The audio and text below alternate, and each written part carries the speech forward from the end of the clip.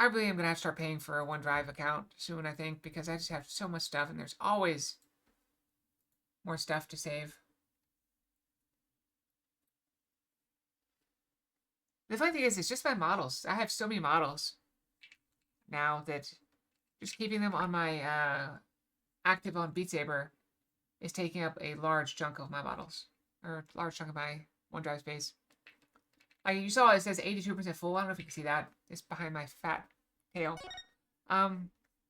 Yeah, so that's how much space I have. And of that 82%, about 62% of it is models. So 2/3 of my inventory, basically, or my stuff, is models. Is this where we left off? Yeah, I guess we did leave a little bit early yesterday, didn't we?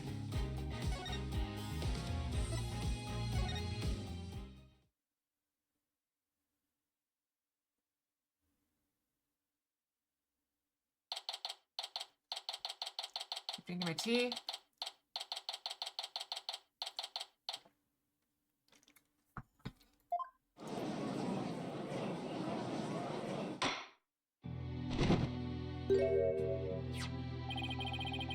The sweet buns have arrived. This court is back in session. We got the Hawk Courier Service.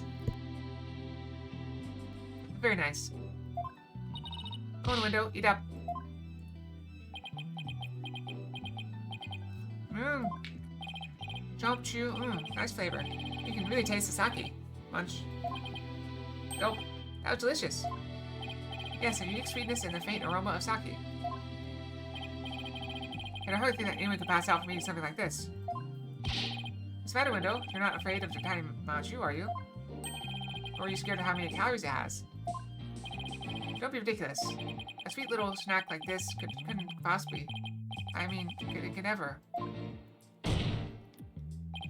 Less bleeding, more eating, witness. I love it! Less bleeding, more eating. Fine, whatever.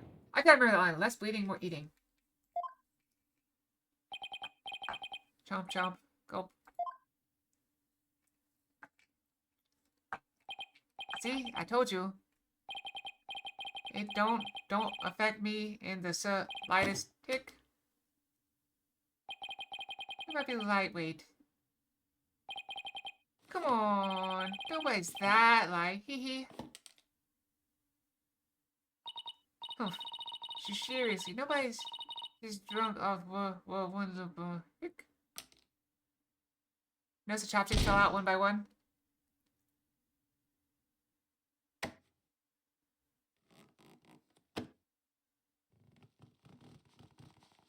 Here's Owen.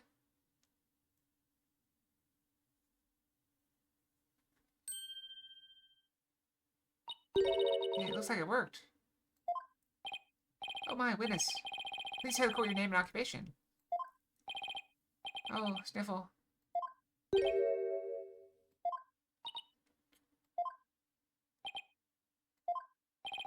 Oh, sniffle. My name is Owen. It is Owen! I caught it. I'm 5. You're 5 years old? Am I in trouble? Please don't yell at me. Oh. So he's Windows' fourth personality? I don't think a child like him could have murdered the victim.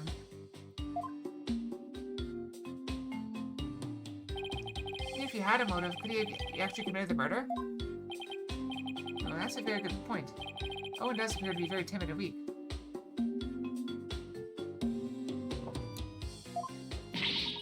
Oh.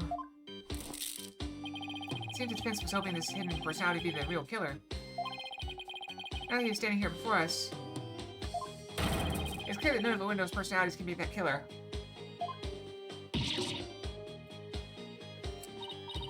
Eek! Where can I even go from here? Shisho, sniffle. Owen, do you know something about what happened to your master? Wah! Oh, buddy, won't you tell Auntie Oth, do you know what happened? Wow, what a scary lady. I'm not scary. Look at Auntie's big smile. Tell me about your master, please.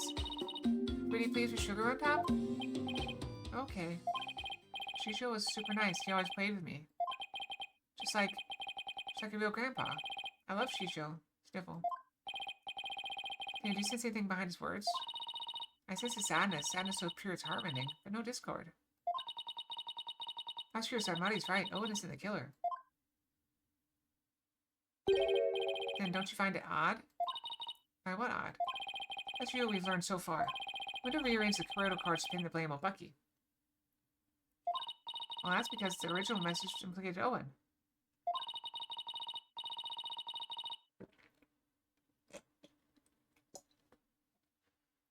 Okay, all tease down. But Owen is only 5 years old and absolutely adores Master Tornado. Exactly. The other 3 personalities also have no motive for murder. If Owen isn't the true culprit, then the person who first laid out the cards probably wouldn't have been Master Tornado. So then, who did it? Defense? Did the appearance of Owen help you figure out anything out? Yes, Your Honor. I now know who was that first laid out the Kuroto cards. But I thought it was the victim, right? No, Your Honor. I don't believe it was. The one who first arranged the Kuroto cards on the table was none other than... Alright, dead person. Not his personality, but it's probably really funny to say. I'm not gonna say it, though. I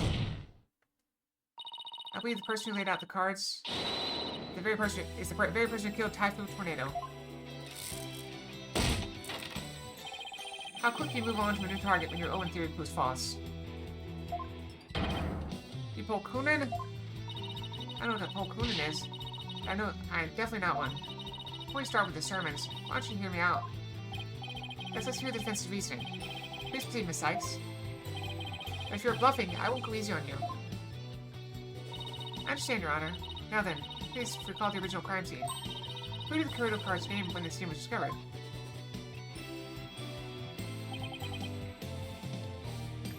See, I believe they implicated the defendant, Bucky Wet. That's right. We then found out that the message originally read Owen 4th. Which implicated the young boy, Owen. Exactly. The person who rearranged the cards was undoubtedly Window. Window may have kept silent, but we can be sure he already knew his master was dead. He's tampering with the crime scene using the TV all but proves it. I confess. I tampered with the crime scene. The reason Window arranged the Kuroto cards and moved the TV was because he saw the Owen 4th message and was convinced Owen had committed the crime. Right on, Prosecutor Blackwell. It seems that Owen and the other 3 personalities don't share the same memories. But really, there is no 4th personality. It's just the 3 of us in here. Window feared that Owen had killed Master Tornado, so he tried to hide Owen from us. Oh, Sniffle. It turns out Owen is but a 5-year-old child, incapable of hurting a fly. Let alone his beloved master. So naturally, the culprit must be somebody else. Somebody else is the true killer. Tried to pin the crime on Owen. Despicable! I see. That does make sense. Objection! This is not but conjecture composed of half-truths and fantasy. Who did you maintain murder of the victim? I believe Owen might know something about that. Objection! I refuse to allow such impromptu testimony, and from a 5-year-old no less. Such a young child is incapable of producing anything coherent. Objection! But your desperation is disgraceful. You should realize when it's time to let it go, and I saw it. I saw Shisho getting... Owen, you know something, don't you? Don't scare him. Yeah. Oh my, is this true? If so, we must have Owen testify immediately. Don't you agree, Prosecutor Saimari? It's alright, Owen. Go ahead and tell us what you know.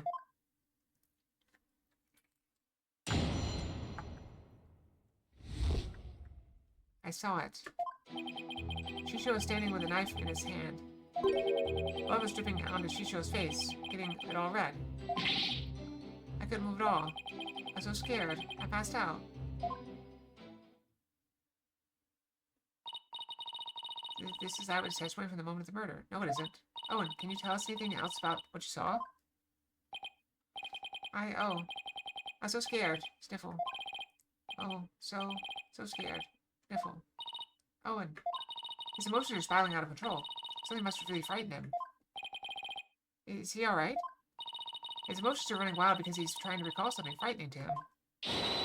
I recommend a therapy session right away. Hi, T-Born.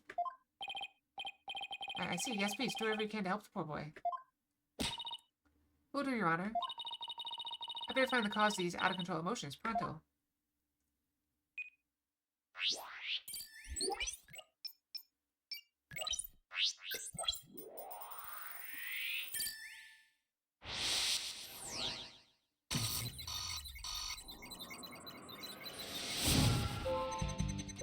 She was standing with a knife in his hand. I call that a cleaver, but okay. Blood was dripping onto Shisho's face, getting it all red. Couldn't move at all. I was so scared I passed out.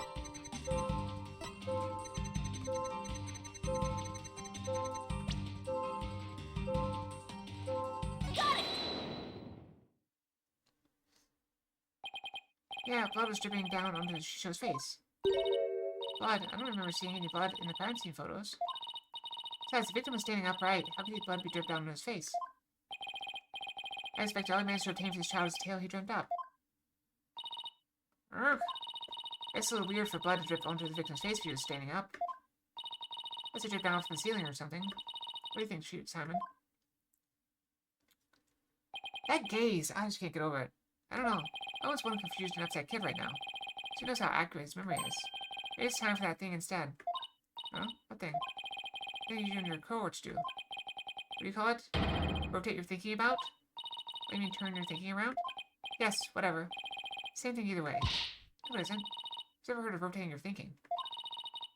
You know, rotate is... Hey, wait a minute. What? You know what, Simon? In this case, I think rotate just might work perfectly after all. Come again? I'll just rotate things by 90 degrees. So Master Owen must have been...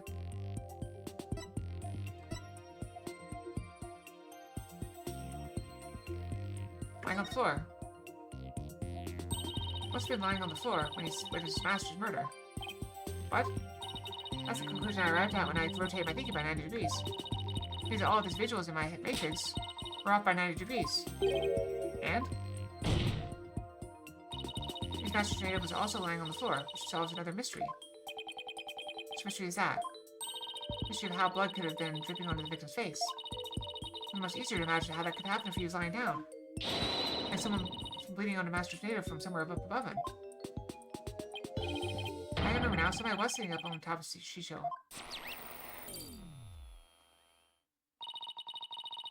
So trying to recall his master's bloody killer is what spooked Owen originally. The blood that stained the victim's face red came from the person sitting on top of him. The victim was holding a knife, so likely nicked his attacker as he was fighting back. His assailant was injured on their face somewhere, like the forehead perhaps. So the victim and his attacker were face to face, then yes. I see. So that is what happened. If I recall correctly, the accused has a fresh bandage on his forehead, does he not?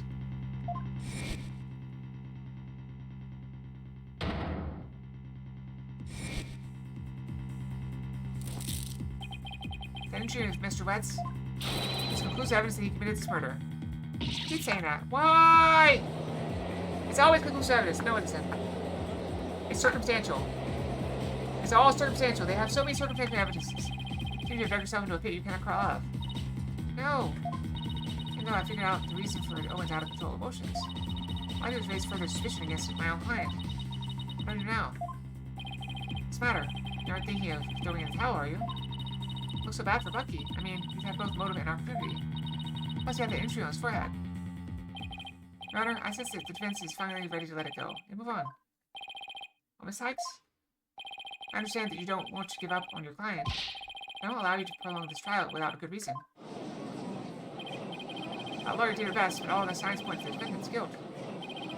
Next time she gave up, she tried everything she could. I really don't want to back down, but... Silence! Oh, I love that too. And with the gaze too! Oh, it's so good. Athena, Are you having doubts about Bucky's innocence? I wouldn't say that. It's just... Remember what you said to Bucky earlier this morning? I mean, you believe me, ma'am? Of course, no matter what, I'll believe in you to the very end. Are those just empty words? Of course not. It's just all the cards are stacked against us. I mean, look at his expression! The steely gaze. I'm still stuck on that line of thinking. And now he's choking us.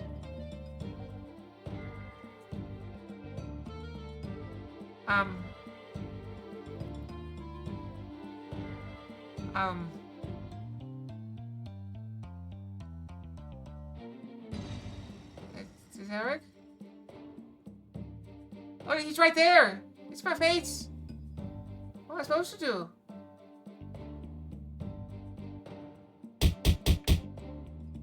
Okay, I'm better now. Motive after an injury to his forehead. Is that all it takes to make you stop believing your client? Come again, who are you to Bucky? I'm Miss Chickadee Lawyer. Do your duty and believe in him until the very end. I will. Sam's absolutely right. I'm Bucky's lawyer. He's depending on me. Misty, please, no fighting in my courtroom. This is ready to resume, Your Honor. Sure, Blackcoats just gave me a pep talk, that's all. I mean, you grabbed the collar and shook. Everybody knows when your collar's grabbed, you just stop. Everybody knows. I mean, not that I wear collars or anything. I just wear a choker. Thank you, Prosecutor. Oh, I didn't do it for your sake. I did it for the future of Wet Soba. Yeah, I got it. Vince would like to now to continue with Owen's therapy session. Owen, would you be alright with that? Oh, okay. Just when I was sitting up on top of Shisho. Being if there had...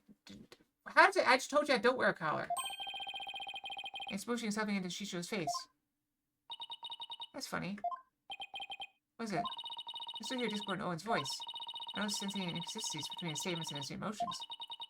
There don't seem to be any contradictions in his testimony itself, either.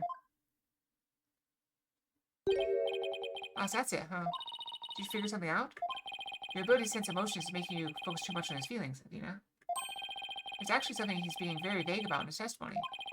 You can clarify what he's feeling uncertain about with some evidence. You should be able to move forward from there. Okay, that makes sense. Give it a try.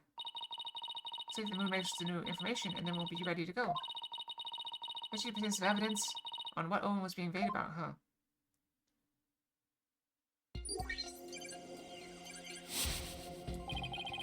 She showed blood on his face and a knife in his hand. Before someone smushing something in his face. Oh, I was so scared. Passed out.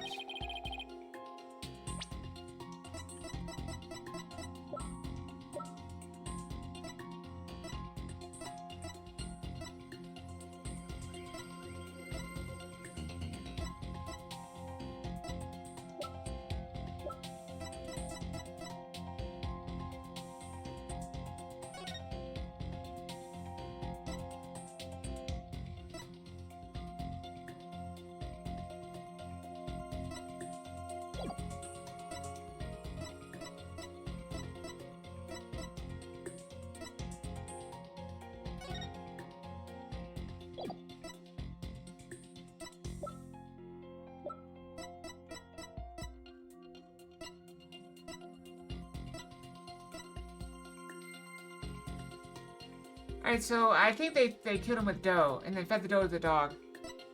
The clown did it. I said the clown did it. I thought it was a balloon, but I think she did it with the dough.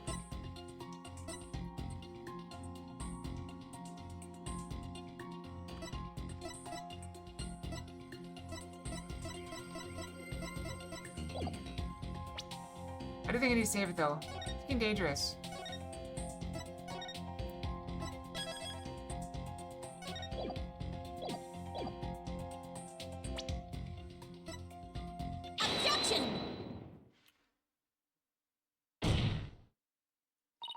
Let's put an end to the thing Owen's concerned himself, shall we? I did find the murder weapon that was used to suffocate the victim. Fortunately for us, I spied the murder weapon right here in this crime scene photo. Fortunately for you, I spied nothing of the sort. And the police did not spy anything of the sort during their investigation either. Pray tell, where's the murder weapon you see? You see it because no one looks the way it did when it was used as a weapon. This is what the killer pressed in Master Tornado's face.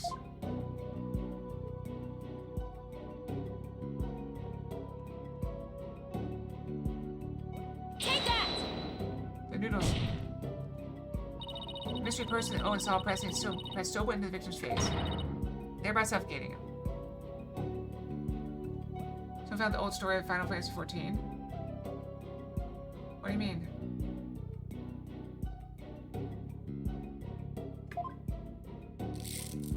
What old story of Final Fantasy XIV?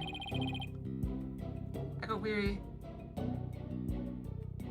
Oh, that's from way back. I was before I played. I got weary of your tasteless jokes. How could anyone commit murder with soft, delicate soba? The noodles would instantly fall apart if they were pressed in someone's face. Yes, I agree. I disagree. There is a way the soba could have been used to suffocate the victim. What? You explain your theory at once, Miss Sykes. Kill Master Tornado, the culprit must have smothered him with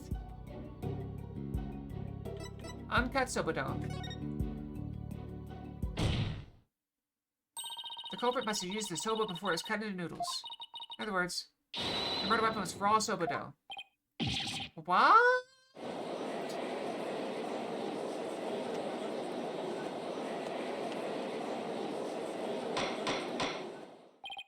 Order! Order the court.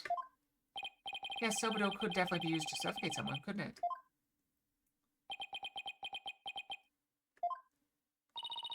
Are you alright, Prosecutor said Body? I was just letting the souled victim know that the accused will finally face justice, thanks to the foolish lawyer before me. Huh? What are you talking about? Let me summarize your statements. The accused was killing the victim. He was slashed in the face by the victim's knife. Somebody used to suffocate the victim with the dough in the dressing room. He disposed of the murder weapon by cutting the soba dough into noodles. Kirk! Are you smarmy?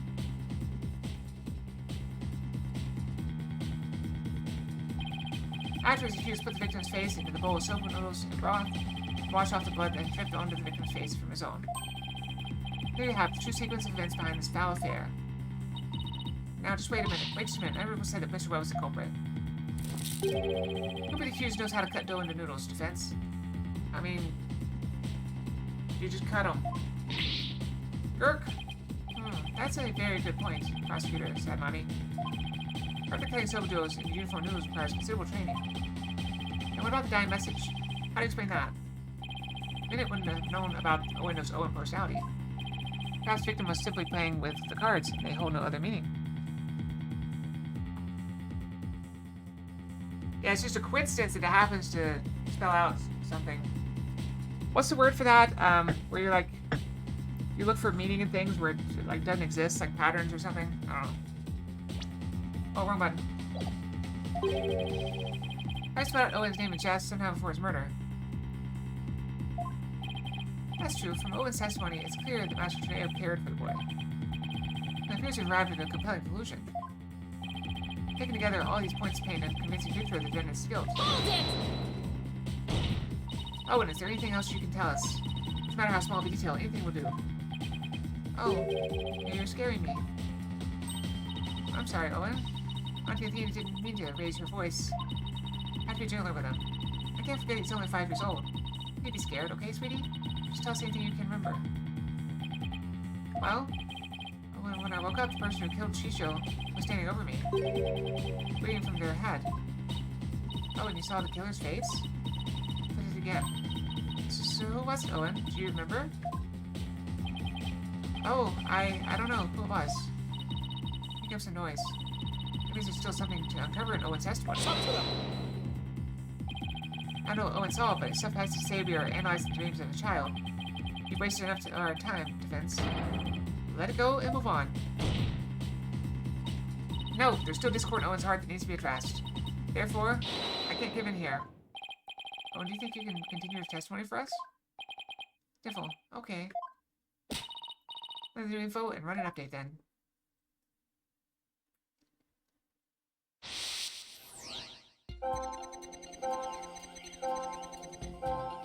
Okay, blood is not. Okay, that makes sense. He was on the floor and somebody was smushing dough into his face. I couldn't move at all. I was so scared I passed out. I woke up.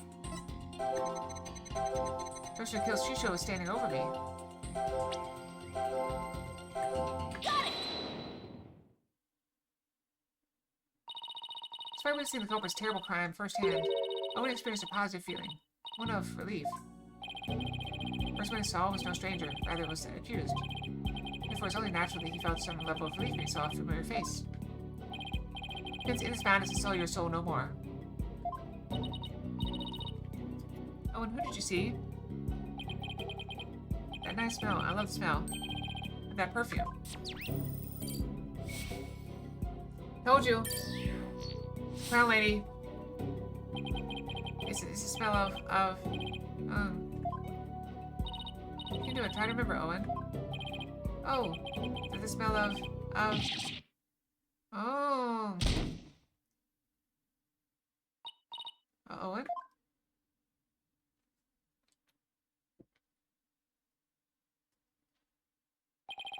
It seems Owen is now resting in the infirmary. They certainly have their hands full today down there. Let's continue the trial. Despite Owen's testimony, it is the opinion of this humble servant of the Holy Mother that the child's words were insufficient to clear the accuser's suspicion. What about the scent of perfume Owen mentioned? It is a clue that will lead us to the true culprit. There are thousands of perfumes in the world. It could even be the scent of the hair product that the accused uses. He does have one amazing hairstyle, so that's certainly possible. Does he?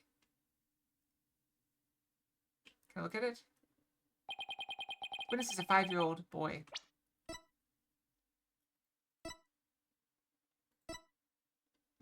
He does have a good swoop to it. Alright, I'll give him that.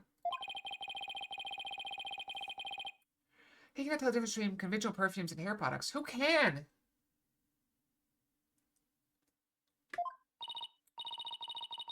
Arg, why couldn't you go for a crew cut or something, Bucky?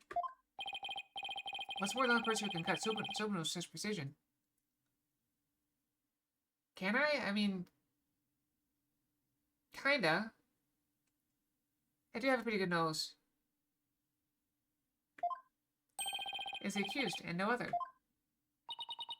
Oh man, how am I supposed to argue with that? And so the person Owen saw at the scene of the crime can only be the accused, Bucky White. Hold it. Who said it? What the?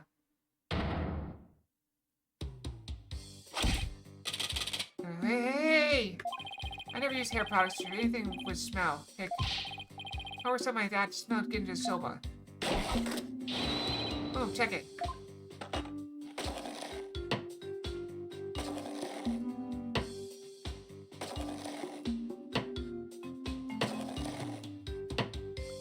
I feel like you went back and forth unnecessarily. Mr. White, aren't you supposed to be resting in the infirmary? Whatever. You think I let my soba stink of perfume? Try that chill soba for yourself and see. We have no choice but to try it. Strictly for examination purposes, of course. Now let's dig in, shall we? Slurp, slurp, slurp. Slurp.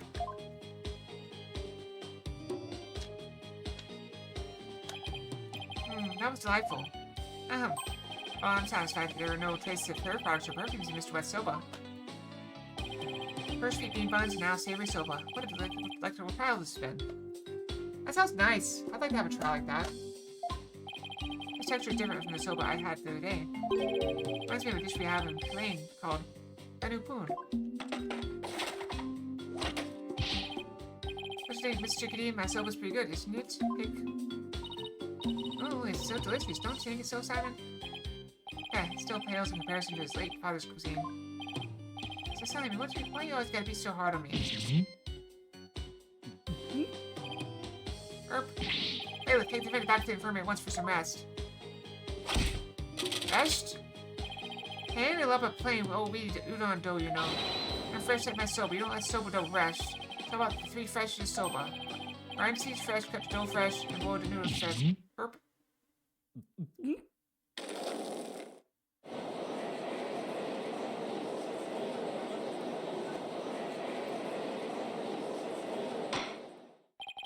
Good grief, what a defendant. At least Bucky wasn't the source of the perfume spell. Wait, smelly perfume. So you remember something. Phrase smelly perfume reminded me of a certain somebody.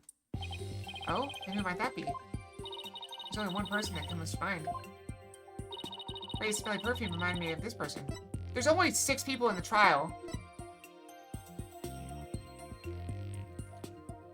It can't be this person, because obviously he's one. I mean, I know it is, but I'm just saying. It can't be him, because he's the one that smelled it. It's the prosecutor. We know it's not him, because he doesn't have any smell. This is the dead guy. That's Simon. I mean, yeah. I mean, I told you a while ago it's the clown. Take that! I said that, what, yesterday? Hero Tornado. Oh, guess she did smell very nice, didn't she? Just a moment, defense. You would throw suspicion on Garo now because of a scent? Alright, there's no need to go along with these ever-changing claims of the defense. I suppose their claims have been awfully inconsistent. Garo could have been at the crime scene. Could have been at the crime scene, yes, but... we'll get to see those balloons at first if we call her back to the witness stand.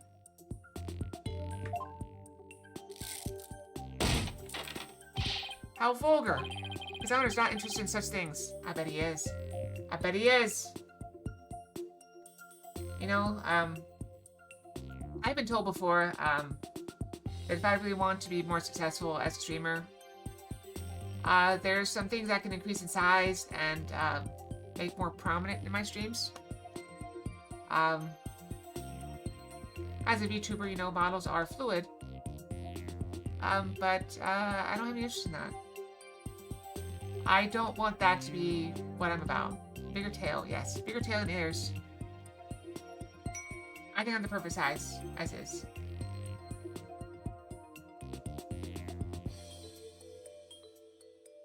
Did you just get a Miku fox? I just got the purple Miku. Purple Miku fox. So yeah, I've been told that before, several times. That if I really want to be, more, popular, skimpier clothes, more assets, that sort of thing. It's not my style. Just not my style. I am who I am, and that's who I am. His Honor's not interested in such things. Setting the matter of her balloons aside entirely. I do think it's appropriate to ask Garo some questions, given the circumstances. What's the idea with her balloons, of course. Thank you, Your Honor. Polkunka! You don't think I'd be more popular if I did things like that? Thank you for calling a disciple of the Tune School of Requiem back for an encore. It's me, the balloon artist you all know and love. Garo Tornado. 1, 2, balloon! What wonderful balloon artistry. Your Honor, please.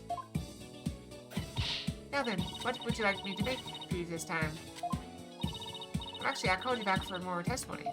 No one walked out. This case left me completely deflated. I found that hard to believe. Why, did you find that funny? Anyway, what exactly is going on, Simon? I think the person who murdered Master Tornado was wearing perfume. He was the only person I can think of who wears perfume. Wait, you mean I'm a suspect now? Gary, you know about Owen, right? Well, we asked to offer play with him at Shisho's request. That means you could have left that fake dying message, right? Well, what? Just because I wear perfume and no Owen? Think I'm a murderer? Oh, how could you? This is absolutely right. There's no evidence but the distorted memories of a small child. It's outrageous. It is outrageous of the defense to accuse this woman. That's right. You don't even have any proof. You may step down from the stand, Garo. This does not have one scrap of evidence that connects you to the crime. Wait just 1 minute. I mean, I have proof. The Owen's testimony is still... Enough! Please feel free to leave, Garo. But I'm so close. There must be something I can do. Well, if the prosecutor says okay, then I guess I'll be going now. Silence. Oh, Garo, you're an entertainer, aren't you? Once you go on stage, it's your duty to equate your performances, is it not? What are you doing leaving halfway through?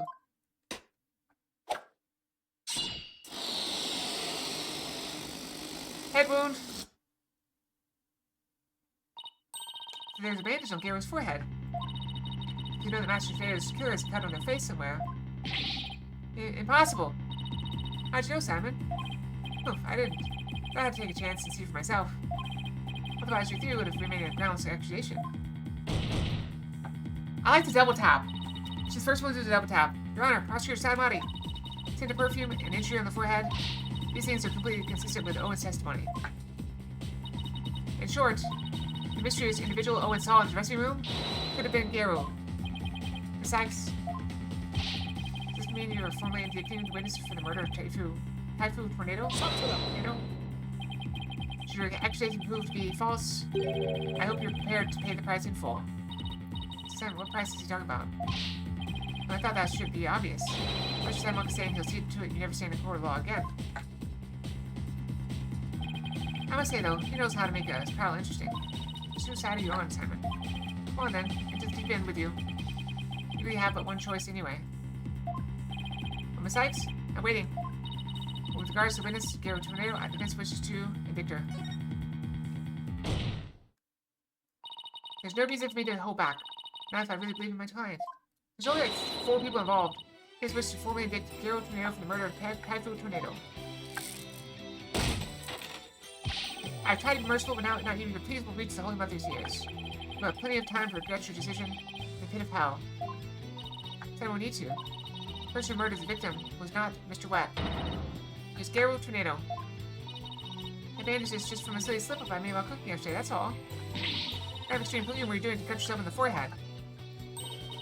What can I say? That's what happened. You also don't have an alibi for the period before 4 p.m., do you, Garo? But, I really didn't know anything was wrong until Shishu was found dead. If you'll leave me, then with a twisty twist. And Balloon, there you have it. An adorable little kitty. I expect a crazy little balloon artist like me. Like me, Yeah, well, I've been meaning to say this for a while now, but could be that you don't have an eye for balloon art. You think I know that? You don't have to come out and say it. I'm the daughter of a great raccoon artist. I never wanted to do stupid balloon art. I'm supposed to be a raccoon storyteller, too, just like my late daddy. Well, Shishu told me to do balloon art instead. Sniffle. She really thought she had no talent as a raccoon artist, either. You're still gonna suspect a poor little thing like me? Please stop trying to skirt the issue. It all comes down to the scent of perfume, and the cut on your forehead. You're the culprit, Owen. You're the culprit, and Owen's testimony share these 2 traits. You're dead set on accusing me, aren't you? Well, here's what I have for naughty little girls like you, with a twisty twist. I'ma cut you, witch. Wait, what? Hold on, wait, hold on. Wait, hold on, we'll go back. Hold on, I'm gonna do a big fact for this. Well, here's what I have for naughty little girls like you. With a twisty twist. I'ma cut you, witch. I like that. That was good. Look at her face. Yeah, if they all... Oh, look at that. The evil smile takes even a new meaning.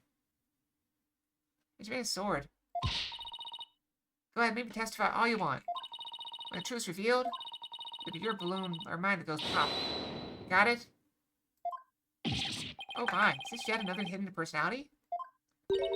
Simon, is everybody in the tornado school like this? How should I know? I like the sword.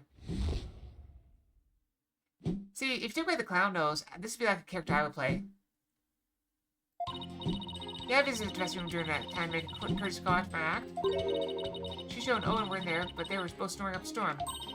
Saw the note Shisho left, so I just left. Didn't want to disturb them, you know? Perfume and smell must have been left over when I visited. Garo was saying she went into the dressing room, but then left right away. Oh, don't take her at her word. Come on, do you really think I would?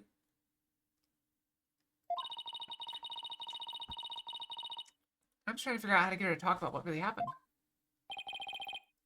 Nothing, Miss Sykes. You may proceed with your cross-examination.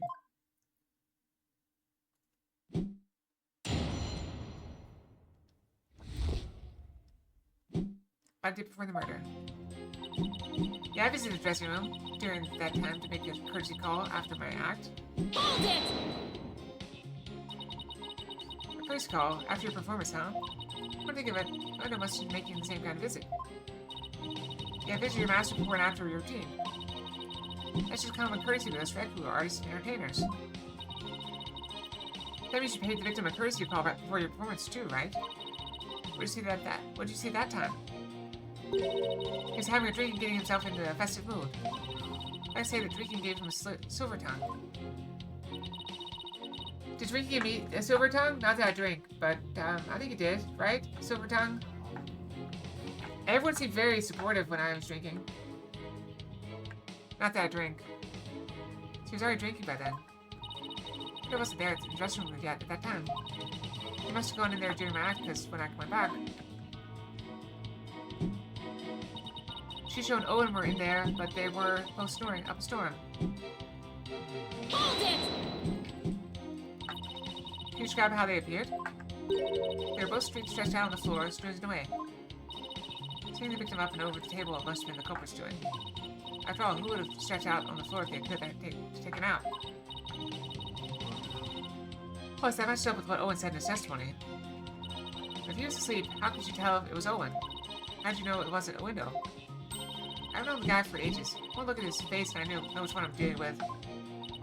I see. I saw the note Shisho left, so I just left. Didn't want to disturb him, you know? Hold it! Where did you find your master's note? I don't know. Can't remember. You notice anything else unusual or out of place in the room? There was sake and half-eaten nacho on the table. But no TV at the door? I didn't see anything else out of place or whatever in the room, though. Oh, is that a fact? Well, of course it is. What do you think? You didn't change anything around while you were in there? I didn't do anything. Look, I'm telling you. I didn't see anything funny near Shisho. I didn't touch anything in the room. Your boldness, I requested Garo's last statement be added to your testimony. Simon, what's a statement like that going to do for us? Just play along and you'll see soon enough. Ugh. I rubbed my eye. I have no problem with adding that to your testimony, but how about you, Miss Sykes? I have no problem with it either, Your Honor. What's Simon thinking? I didn't see anything funny near Shisho. I didn't touch anything in the room. Hold it! Just want to confirm. You didn't see anything at all unusual or out of place anywhere around the victim. I told you, nothing. You didn't touch anything at all in the dressing room. How many times I gotta say it? No, I didn't touch anything. Wait, then, is she saying she didn't see?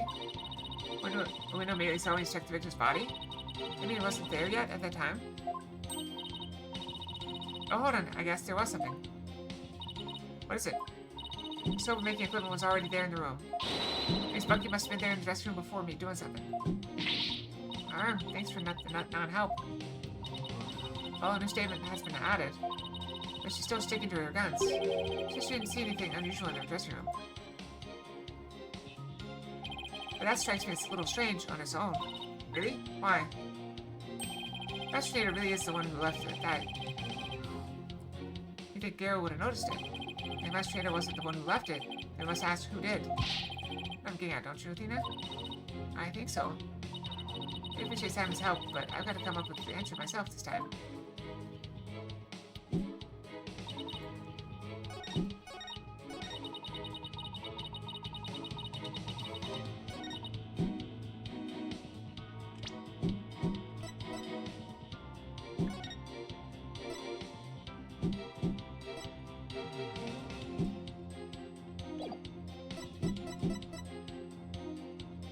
Is it the cards or is it I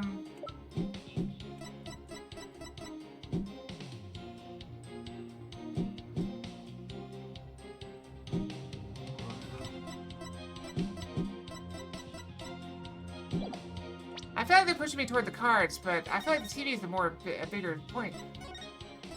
Because the TV is pulled out. Remember the TV? So I don't know. I'm not sure. Objection! But yeah, I think they're pushing me toward the cards. Gary said you didn't notice anything odd or unusual near your master. Gus said you didn't touch anything in the dressing room. That's right. What about it? And I wonder who left that dying message with the Karuto cards. What are you going on about? It had to have been that Bucky. So that's not possible. Because only 3 people knew of Owen's personality. Owen, your master, and you. Eek! If Bucky had left that Karuto message, he would have spelled out Owen. He spelled out a window. What it boils down to is this. As a member of the Tornado School, you, Garo Tornado, are the only one who could have left that dying message. As the person who left that message, it's clear that you are Master Tornado's killer. Ah, will you ever quit your yapping? Objection! You're like wretches clinging to the spider's thread of salvation. Allow me to cut that holy thread from the heavens and bring you back down to earth. Just quit butting in when everything started going my way. Silence, child. Playtime is over. What did you just say? As Win stated, she went into the dressing room and soon came back out again. Fingers was not the only reason she left with such haste.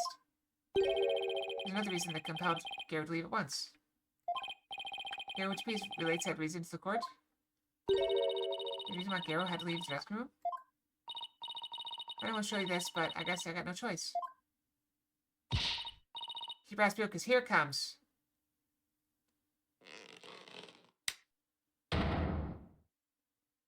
Your hands all swollen and red. What happened, Garo? You must know. I'm allergic to buckwheat. Well, what?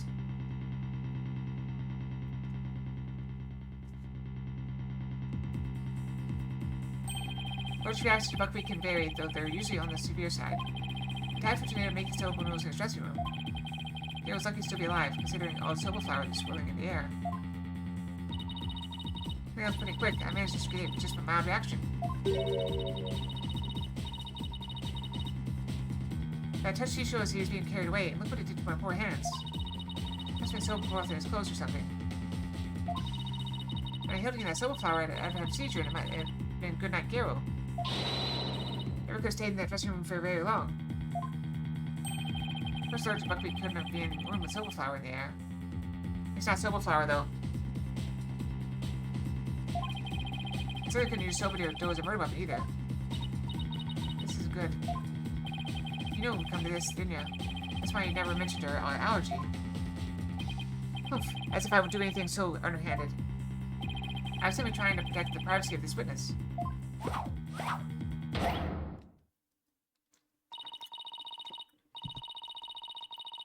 I'm sick of all these accusations. Why don't I just testify and get it all out in the open, yeah?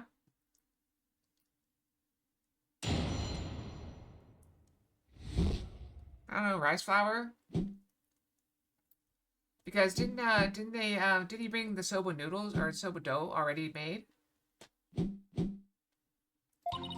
If I come in size contact with buckwheat, I get an electric action. Without much soba flour in the air, that room could literally kill me.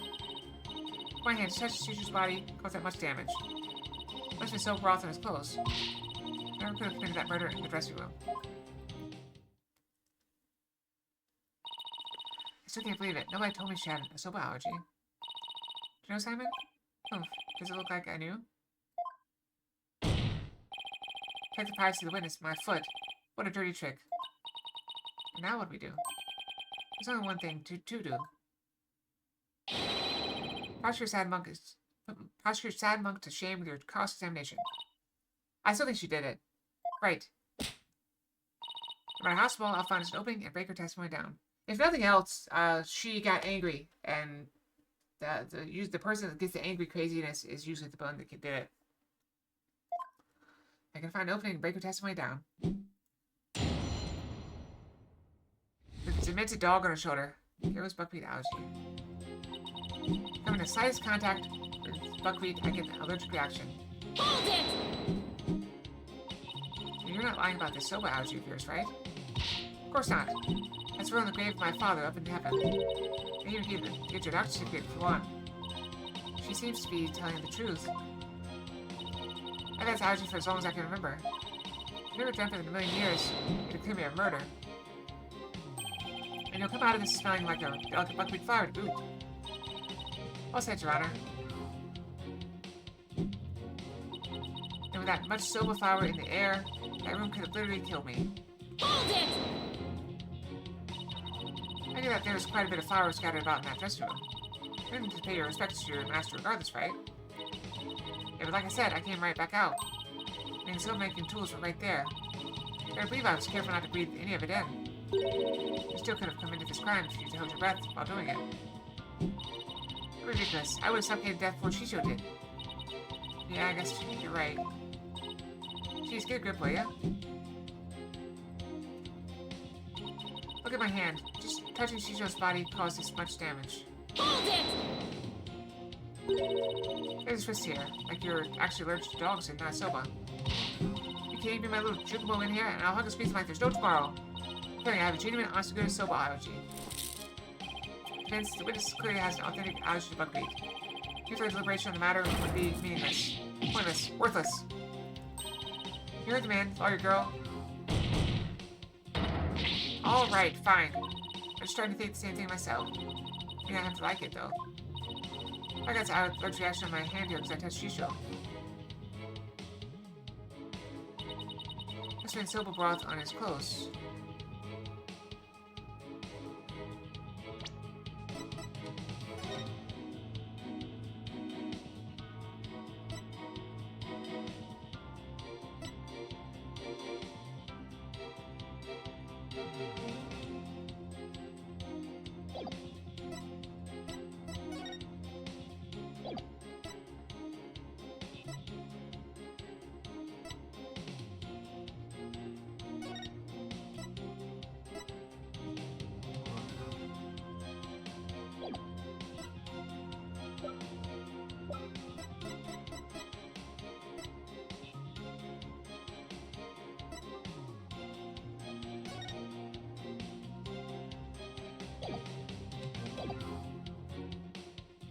Hold it!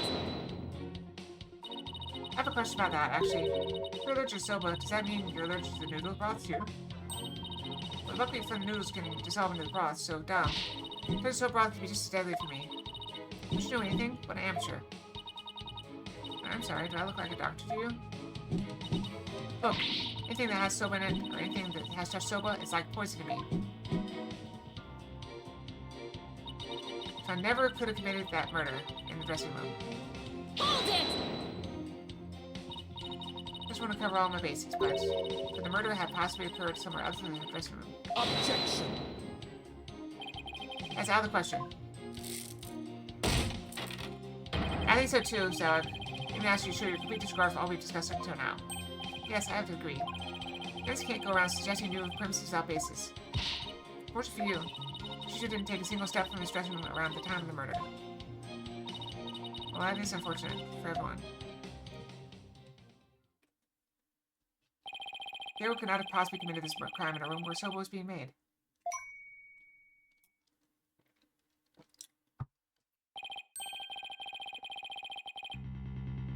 Look who's back. Yeah, I'm here. What's that? Oh, you had in here? Alright, idiot. I can smell her. I can smell her. Finally, time's come for the last vice victim to begin. What are you cheering for, Baka? Urgh. Oof.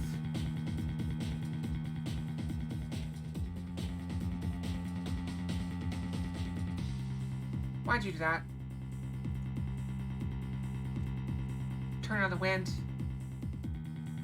What are you calling cute? want Mr. Right to attend like this.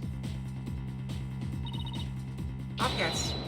There's only one thing to do. What are you smiling about? Has the picture overwhelmed you? Alright, I'm gonna eat this taco, but only because I like tacos. It has nothing to do with you, okay? I didn't ask... No. I didn't ask for taco. Okay? I didn't ask for it. So it's not my responsibility. It's Taco Tuesday. Has the pressure overwhelmed you? Nope.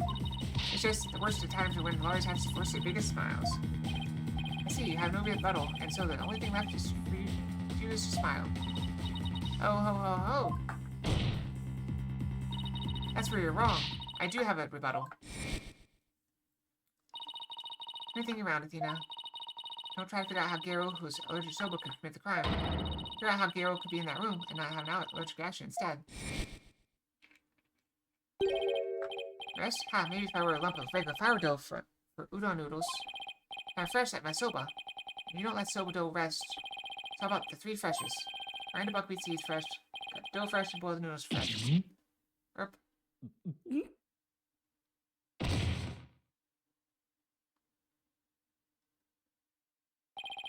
He's blacked out.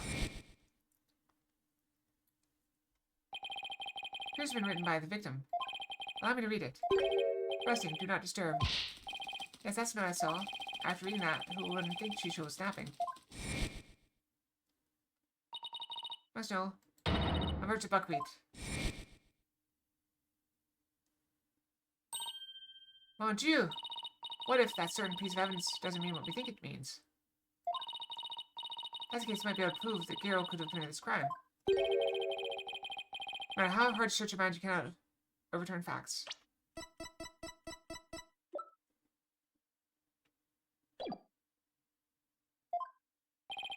Well, besides, if you have no further objections, I'll hand down my ruling. He wasn't making soba. He was making, udon noodles. True, I can't overturn facts, but what if we got our facts about a piece of evidence wrong?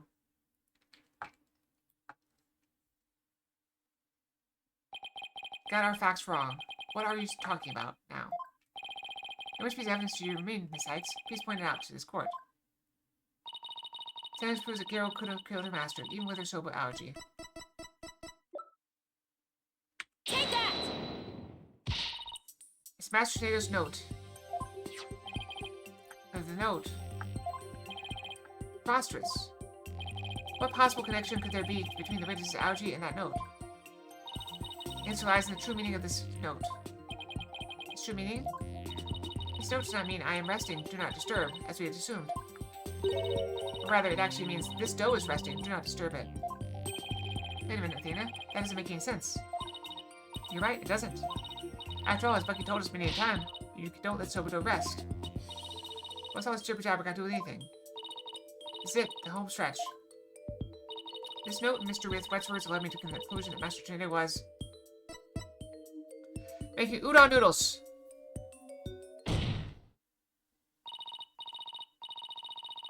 With the power of my tails, I figured it out. Stop looking at my tails. I know you are. No, you can't touch them. What did I just say? No, you can't touch them. The victim, Typhoid Tornado, was not making buckwheat noodles. He's making ordinary udon noodles instead. Hokanka! That layer of flour dough in the restroom wasn't soba flour, plain old wheat flour for udon. So actually, it was totally possible for the Garo to be in that room and kill our master. Hello See, there. and now they're gone.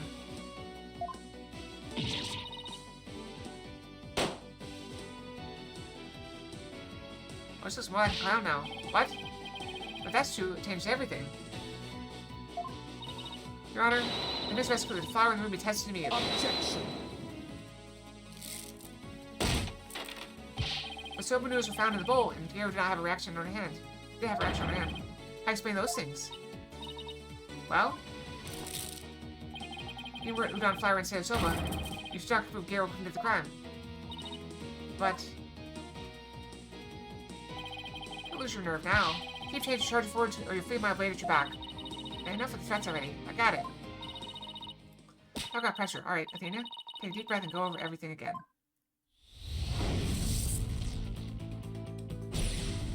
It's the dog! She fed him to the dog! I told you from the very beginning. The dog, whatever the dog buried has a key impact on this case. Visualize this case from start to finish. I can find conclusive evidence that Garo committed this murder. I'm not sure making an assessment on. Hold on.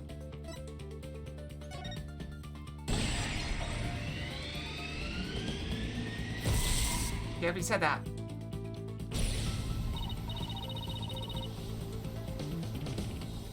But my logic, Master Tornado must have been making Udon Noodles in the dressing room. Detective Yang. I'm not Fox. Baka. Something in the crime scene indicates otherwise. What's on the bowl on the table?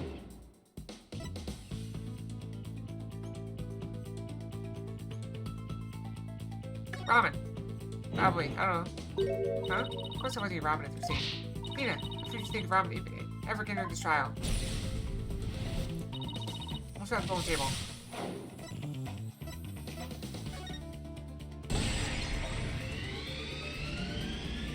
There's soap in the bowl. Even the master ode wasn't making soba, so the noodles were found at the scene. That means the noodles had to have come from somewhere. Wait a minute, one mysterious serving soba noodles? That sounds familiar. Where's soba in the bowl and table come from? Ask your soba stock.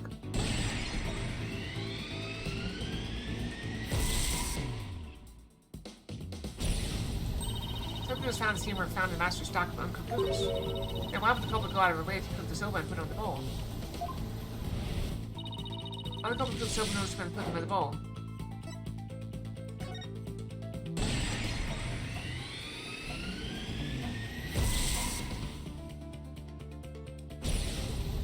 So it was found at the scene, so that means the culprit must have taken out the udon with her to hide it. Why the culprit taking the udon away to hide it must have been because she hit him with the udon dough.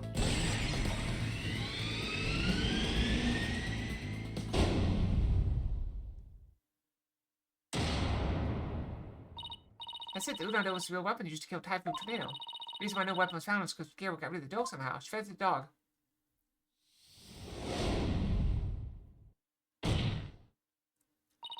No murder weapons is the udon dough the victim made. If we can find this dough, that'll prove my theory correct. And that would prove Garo's guilt. Maybe you could find this dough. What makes you think that it would prove she's the one? Please recall Owen's eyewitness testimony, Prosecutor Saimati. The injury of Garo's forehead was caused by the victim's knife. And Garo's blood must have dripped down into the dough to use the murder weapon. That'd make the dough pretty conclusive evidence, would you agree? But where is this conclusive evidence? Let's hear your theory on where this murder weapon is. Well, I can't find the answer in the evidence I have on hand, we'll lose this trial. How did Garo get rid of the udon dough? Think, Athena. What do I have that points to suspicious behavior on Garo's part? Now then, besides, let's hear your answer. Where's the real murder weapon hidden? Nice barking you did there. Get away! Does me have the bite to back it up? I think it gives away. Stop distracting me. It's not right now. I think Simon's giving it away. And can point to the hidden murder weapon.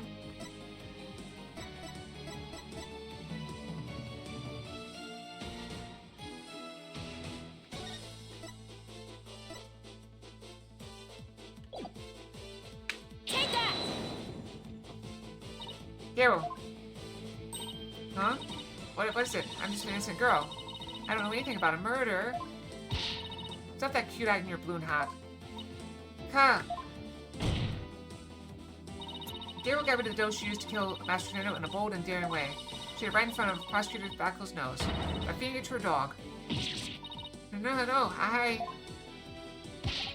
ha ha. Of course, now it all makes sense. I was puzzled as to why Garo, who should know her own dog's eating habits, would feed Juggamo more than he could possibly finish. Your Honor, please order an investigation at the yard right now. And what should the police at the theater be looking for, exactly? Juggamo must have buried his leftover dumplings somewhere around his doghouse. Dumplings that Garo made out of udon dough with their blood in it. Grah! Gah! This is preposterous! I want to thank you, Simon. If you hadn't kept me going, I might have given up along the way. What are you blathering on about? You still have work to do. You need to keep that gaze on you until you do it. Now by your hand, just educate yourself, Athena. You got it. I think I'm immune to it. Baka. Garo, do you remember what you said would happen when the truth's finally revealed? When the truth's revealed, it'll be your balloon or mine that goes pop. Got it? Oh, now the truth is out, and it looks like to me like it's your balloon that goes pop. Ah! Yep.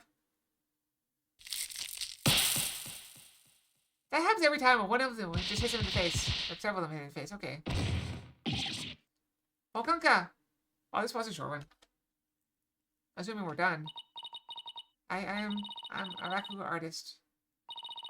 I was the one who was supposed to inherit that name. But then, Shisho.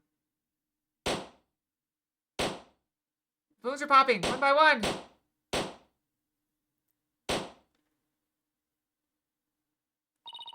Why are my balloons bursting? Daddy, are you mad at me? I've been a bad girl.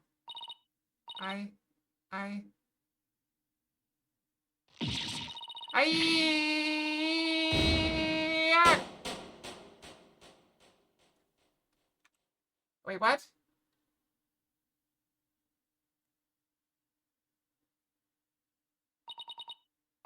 Civil, oh.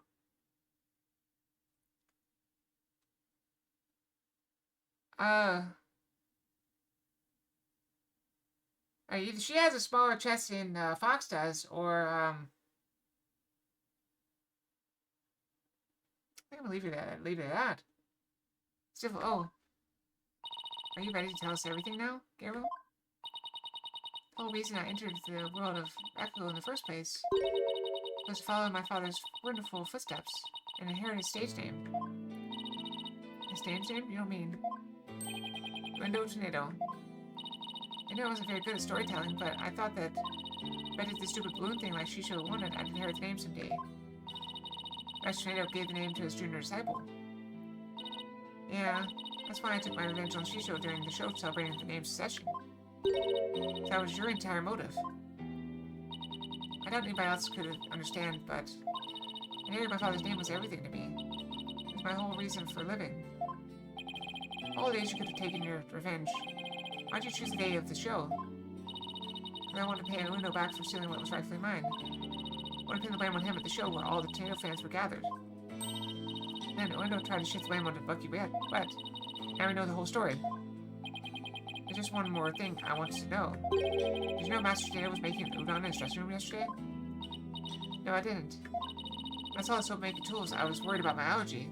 It was my only chance to get my revenge on the two of them, so I went ahead and did it. It was a premeditated plan, but in the end, you only went through with it on the impulse. An allergic reaction on your hands. Is it from touching the soba in the refrigerator with your bare hands?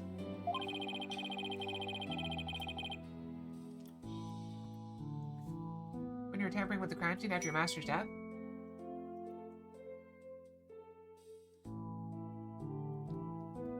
And I'm back, baby.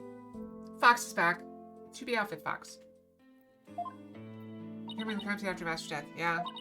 By that time, I wasn't clear-headed enough to worry about my allergy. Garo, how could you do all this? You idiot. Garo, I guess you decided to inherit your father's name. What he really should have inherited from him wasn't his name, but his heart. His heart?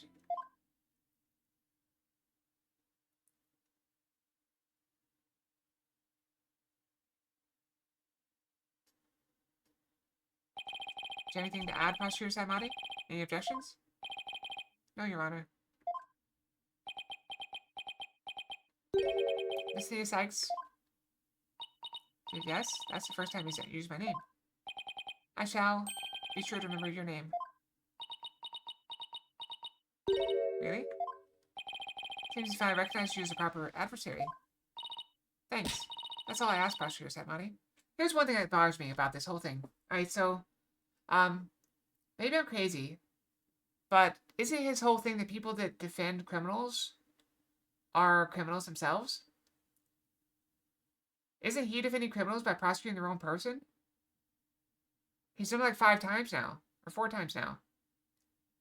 So does that not make him the evil lawyer that he hates so much? I'm just saying. Although, I've noticed a lot of people, and I don't want to call people on it. Yeah, but he follows it. He believes in it strongly. He keeps telling us we're going to go to hell for defending the client. But he's the one doing it. But I've noticed a lot of times that people that really, really hate things or pretend to hate things are actually those things themselves. I've seen some things where they're talking about. I saw one where a guy was like, "Oh, what kind of man would beat his wife?" And then like 2 years later, he's like gets convicted of assault on his wife. It's like, I mean, that's you. That was you. You were the one that you hated the whole time. Anyway, whatever. You know what you get what I'm saying. You get what I'm putting down here.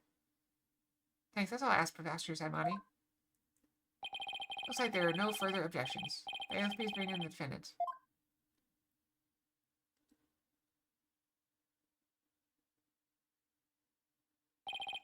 Ah, good. Seems you have made a full recovery. Now then, this court finds the defendant, Bucky Webb. That was a real short one.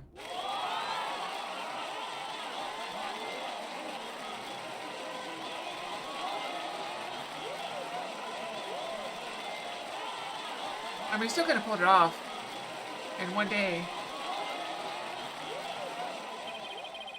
But it's not like a normal day. Like, if we had a long day, we could do it. Like, you know, if we had, when they had that holiday.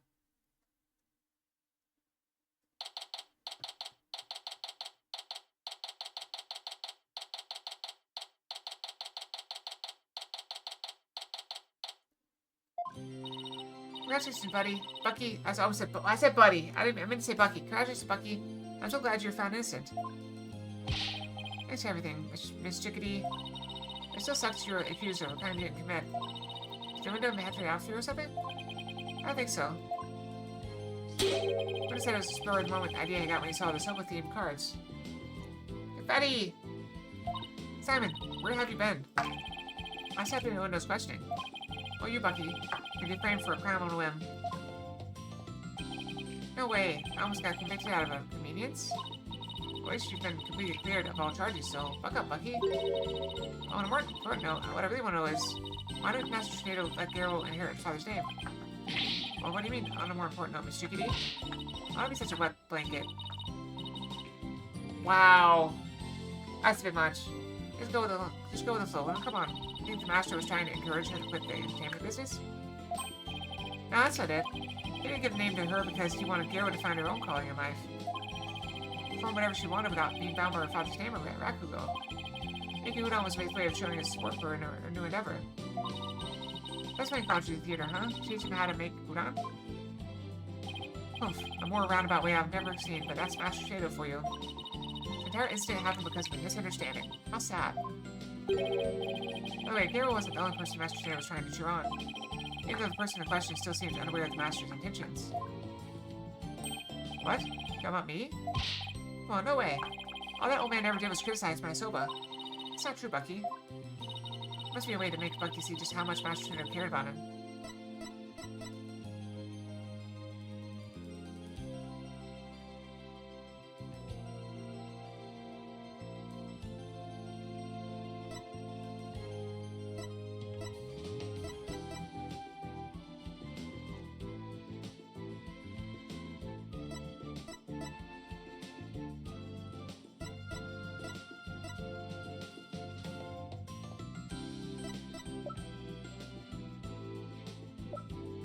It's gotta be this, right?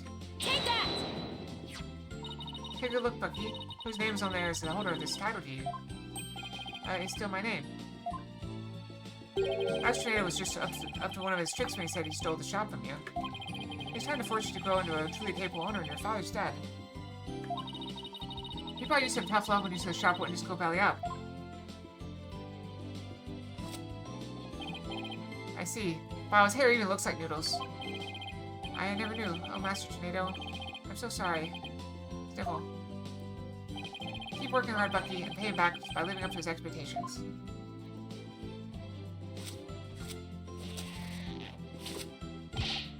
Thanks, Simon. And you too, Miss Chickadee. One day, my soba's gonna be so good it'll knock that old man's socks peen off. After all, I'm the fourth generation owner of Wet Soba. Wet noodle number 4.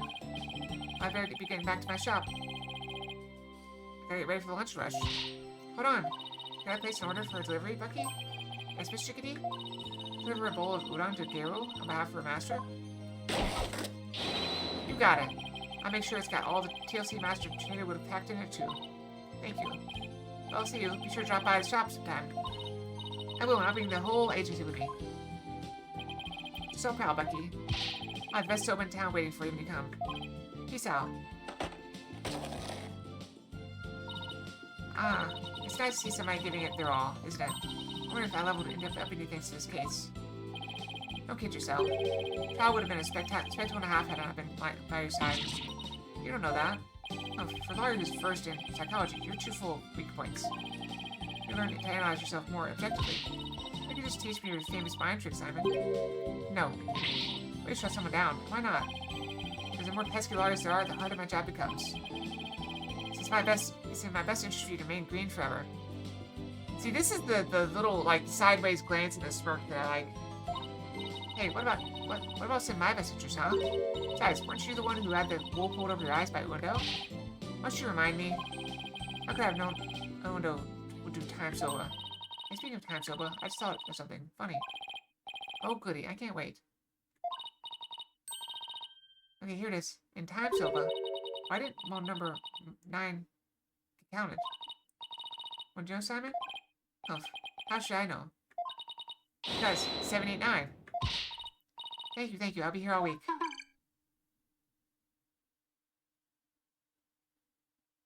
How do you guys say this word? I mean, it's an acronym, but how would you say it? So, there's 2 ways in my mind to say this. Yeah, we get it. I've heard raffle, but this has a T in it, so it'd be probably ratful. But also, like, why don't you not just laugh? I've heard those 2 arguments of this. Like, this is just a dumb thing to say out loud. Oof, that I should have known. Come on, let's go get sober or something and go home. That's one of those things, I don't want to be offensive to anyone here, but, I think we all spend a little bit too much time online. I mean, you've seen I stream like 40 hours a week, and I watch YouTube videos at work and stuff like that, and you guys are here a lot. So we are all online quite a bit. So there is an entire online culture. There's an entire online culture. There's multiple online cultures. Many online cultures. And a lot of times you see something a lot, and you don't realize how common they are. For example, here's how most people don't know. For example, hold on, let me show you this thing. So I need my web browser.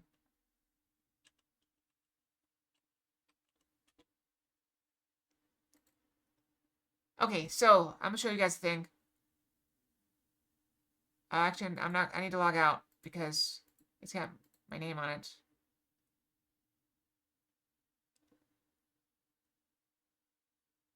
I don't know if I can show this. Okay, I'm gonna. I can't show this. Okay, I can show this. Okay. Okay, so see this. This is something I see online a lot. Okay?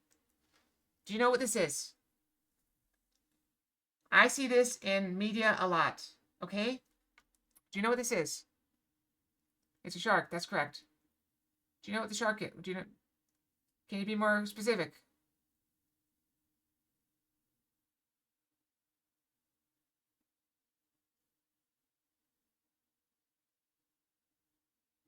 Okay, so I'm going to tell you guys, this is an internet rabbit hole you probably haven't been down. Crow's nose. This is a blue high. It's Swedish. It means blue shark. Now, what you also may not know is this is a I don't want to say meme, but it's become a an icon. It's not Gura, no. This has become an icon because of the colors. The colors are blue, white, and pink. Those are the symbol for the trans flag. And so this shark has become a symbol for the trans movement. And to the point where a few years ago, when it got discontinued, a lot of the trans community was very sad. And IKEA, being the supportive group they are, brought it back. So yeah, that's an internet rabbit hole. I see it all the time. I've seen it all the time. Because I watch a lot of memes that are from Reddit. I watch a lot of Reddit things. And there's a lot of subreddits that talk about stuff like this. And a lot of the people I watch are LGBT friendly. And so they tend to discuss it occasionally. That's how I know a lot of stuff about that. But yeah, so that's just an example of an internet rabbit hole that I thought was common knowledge. I thought this was common knowledge because I see it all the time. And I was talking with someone else and they called it a blahaj or blaj. I've always heard it pronounced blahai because one of the people I watch is Swedish. So he pronounces it blahai, and I mean, technically that's correct because it is from IKEA. This is from IKEA. They're Swedish. So, yeah, so it's just one thing that, but that's true of a lot of things. Think about anything you see a lot.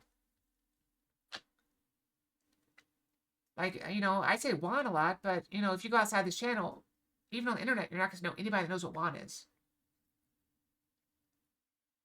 So, anyway, I just wanted to say that, you know, internet rabbit holes, they're a thing, man. And I have my own rabbit holes. It's fine.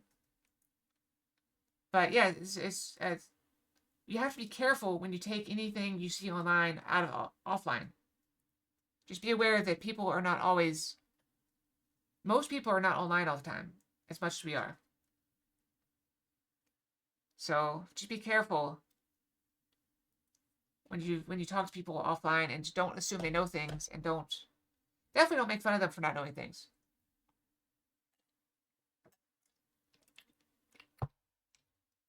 Because nobody can know everything. Also, am I like an hour late for doing an ad? Oh, if that I should have known. Come on, let's get some soap or something. I'm going home. Your treat. I'll treat you to 50% off the tab. And don't forget, you still owe me for that maju. Please, Simon, it wouldn't hurt if you paid for me every once in a while, you know? Oh, quit squawking and start walking, Tina. Quit squawking and start walking. What's the other one? Quit bleeding and start eating. Oh, he's good. Oh, hey, wait for me!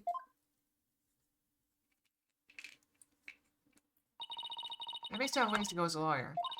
But just like Mr. Wright, follow and sign move for me. I'm going to get there someday.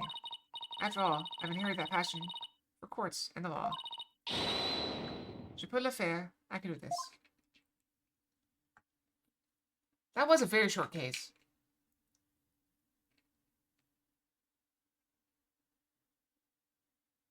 What does it spell? Oh, that's just an initials. Okay. Alright, we're going to pause right here. We're going to brush. Because I'm like an hour late for the brushing. Alright, so we're going to go brush. And I'll be right back, okay?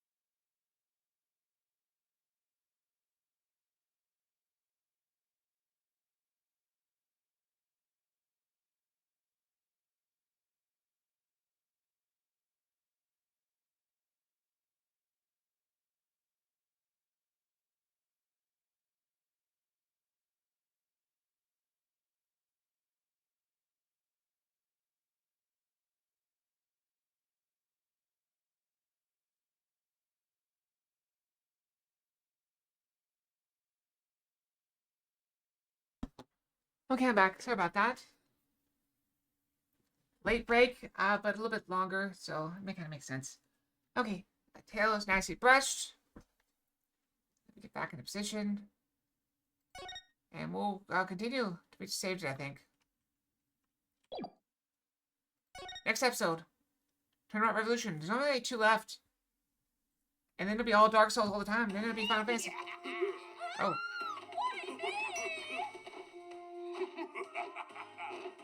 It's time for a revolution! That's far enough. Who's they?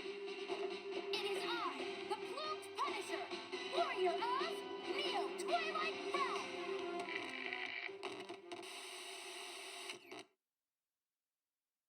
Good people of Khura'in, we can't allow things to go on like this. The Defense Culpability Act has done nothing but produce countless victims of wrongful convictions. The time to act is now, for we, the Defiant Dragons, have obtained the ultimate weapon, the Founder's Orb. And to the Garenian regime, make no mistake about it, I will personally dethrone you.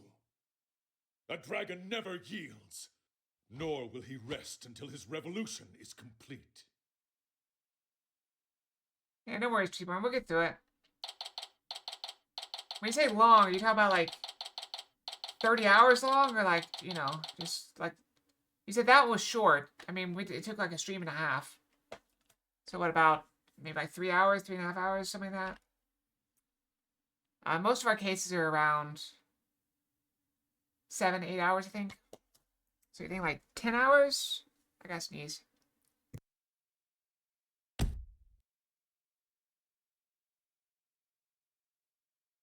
Ow! Don't nut as I sneezed.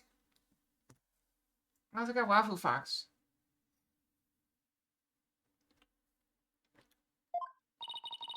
This concludes our report on the recent television hijacking incident in Khura'in. Okay, I just want to point this out. Why don't you do that? If we're supposedly in America, our news never shows news about other countries.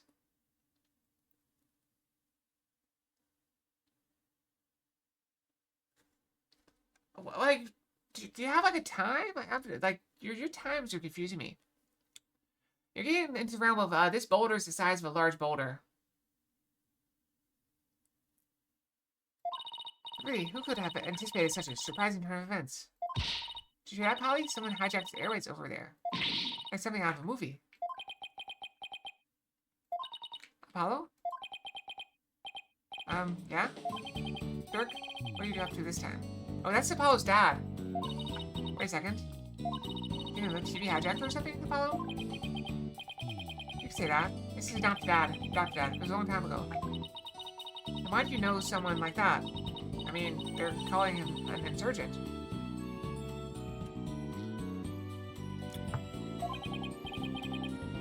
Yeah, about that. Hey now, is that any way to talk about the man who raised you? Huh? He's here?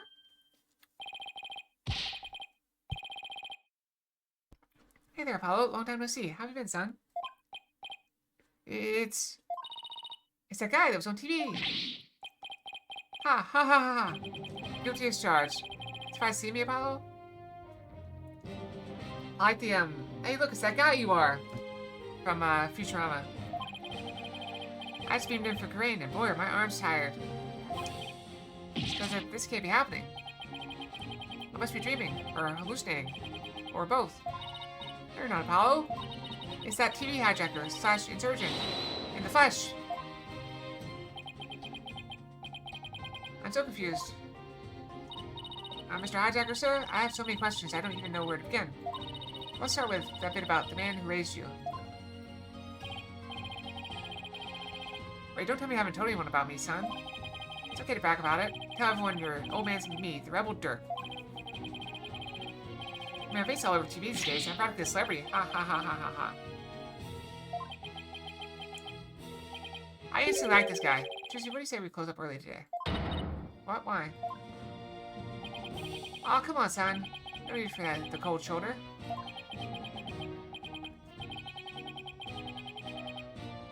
Which two? Dirk and Apollo? Which two? Dirk and Trucy?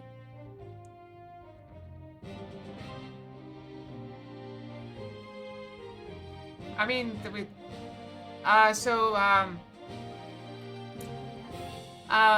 Phoenix saw a picture of the two of them when Apollo was a child.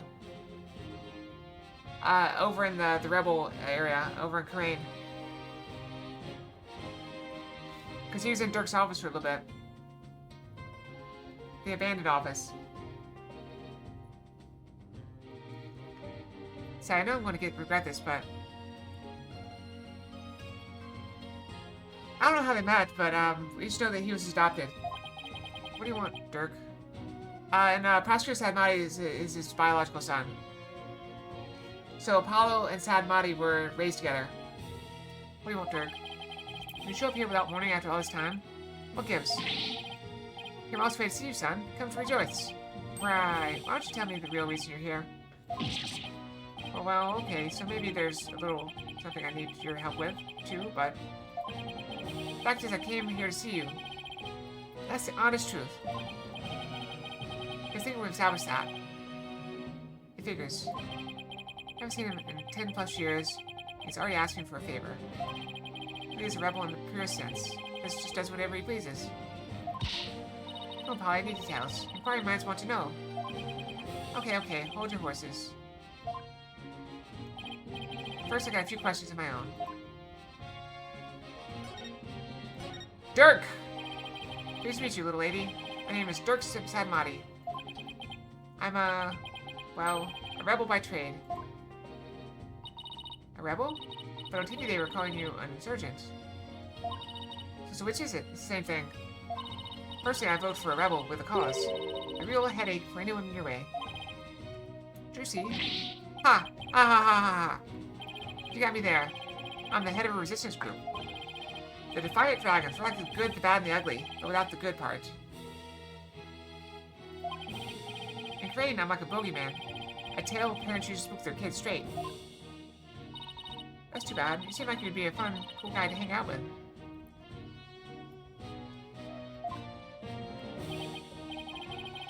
This lady's a real catch, son. I'm talking bride material. You get my drift. Wait, what?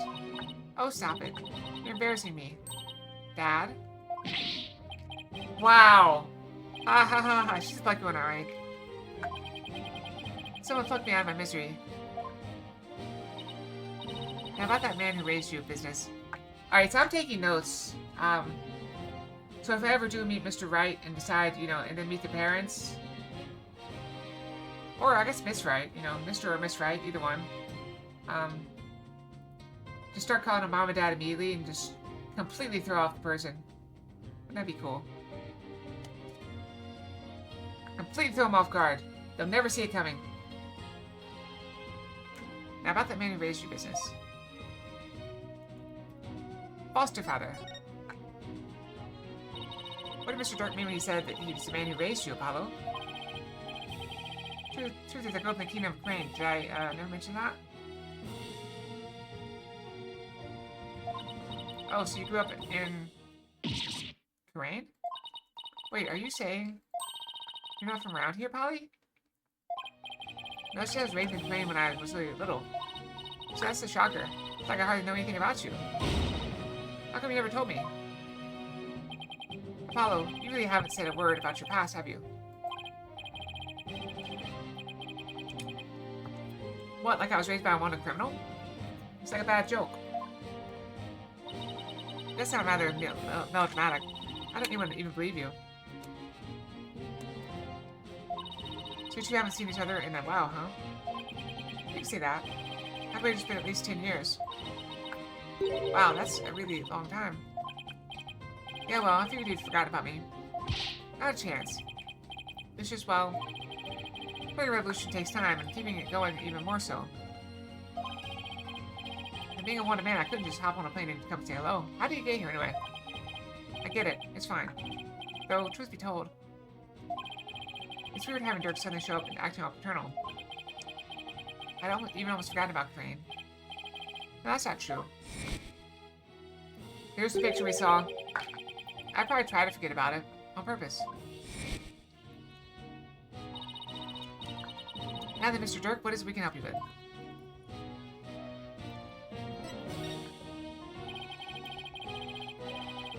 I need to get my hands on the Founder's Orb, the most sacred treasure of Crane. That's where you come in. Founder's Orb?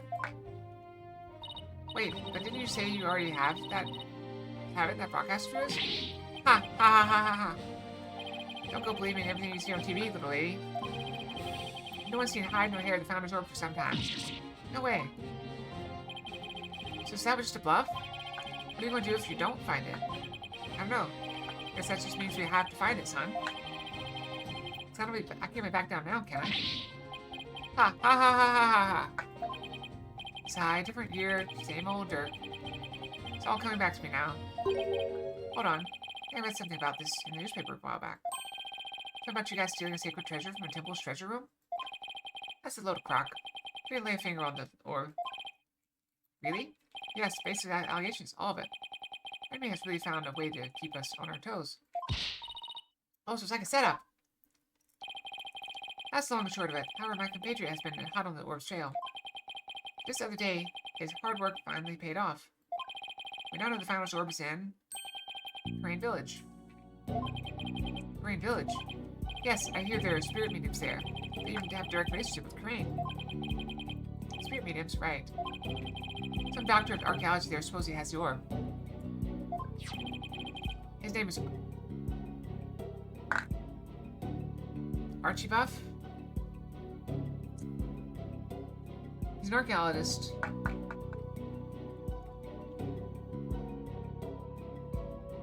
I don't get this one.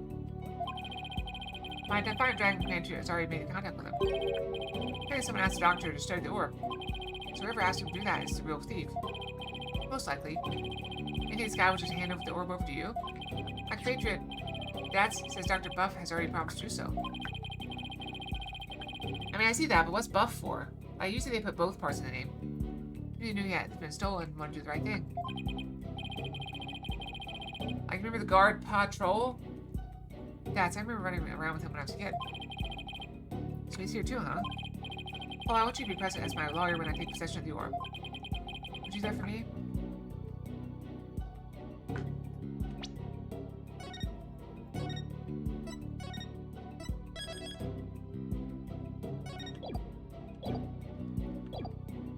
Nope. I haven't seen you in years, and you won't waltz in here asking for a favor? You have a lot of nerve, you know. Of course we'll help. Right, Apollo? But wait, Trucy. Oh, come on. It's not like you have any work anyway.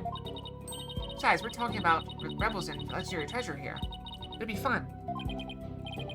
So I want you always into things I'm not.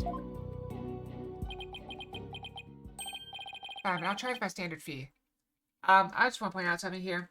There is a common misconception that couples, you know, need to be into everything the same. Like, they need to all like the same things, need to always enjoy the same things. That's not true. It's actually kind of better they don't like all the same things. Just because it's okay for them to spend time apart. If you're always together, it's not good for the relationship. You need that time apart. Okay? It's okay. And there's also something that's cool. I like this idea. Like, for example, okay, you guys know I like video games. Okay, well, if I got a partner that, for instance, like to read, I could be playing a video game, and my partner could be reading in the same room. We're close, so we're spending time together, but we're doing our own thing. So it's not like we're, you know, I don't know how to explain it. What is it? It's like close but apart. You know, does that make sense? Or I could be reading a book, and they could be reading a book, and we're just like, you know, just together but enjoying the things we want to do. Like, nobody says, like, we have to read the same book. Nobody says we have to, you know. Like, if there's something, for example, if we had cable for some reason, which I don't imagine I'm ever going to be in a relationship where somebody has cable TV. We could watch, like, if there's different channels, we could have one with TV doing this thing. Watch Q Fox on your phone. I mean, that'd be kind of weird, just because if I were in the room, like, streaming, and you're watching on your phone, if it were you, I'm just saying, that would be kind of weird to be watching it on your phone while it's live, and you're in the same room with me. That'd be just be weird.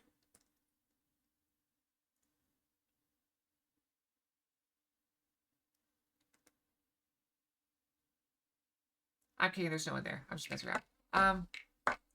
There's no one there. I'm joking. I'm by myself, as always. I mean, there is that. Someone could moderate, but I don't have any moderators. Oh, thank you for the hugs. Hug bomb. Yeah. I'm just trying to point out. Get back to my original point. It's okay to like different things. It's good to have some common interest, though. You need some common interest. Like, for example, if I really like musical theater, I've never been to a musical, but I think I could enjoy it. But if that were like my thing, right, musical theater, and I love musical theater, and I like love talking about it, I love researching it and going to different ones. Having a partner that hated it would probably not be well. It can work, but it's weird. I had the weirdest thing.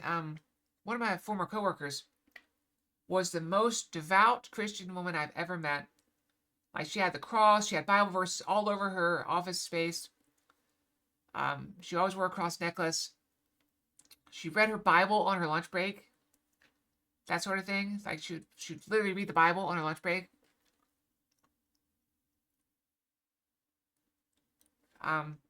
Very nice woman, very polite. What shocked me the most about her was she was married to a man who was a very devout Muslim.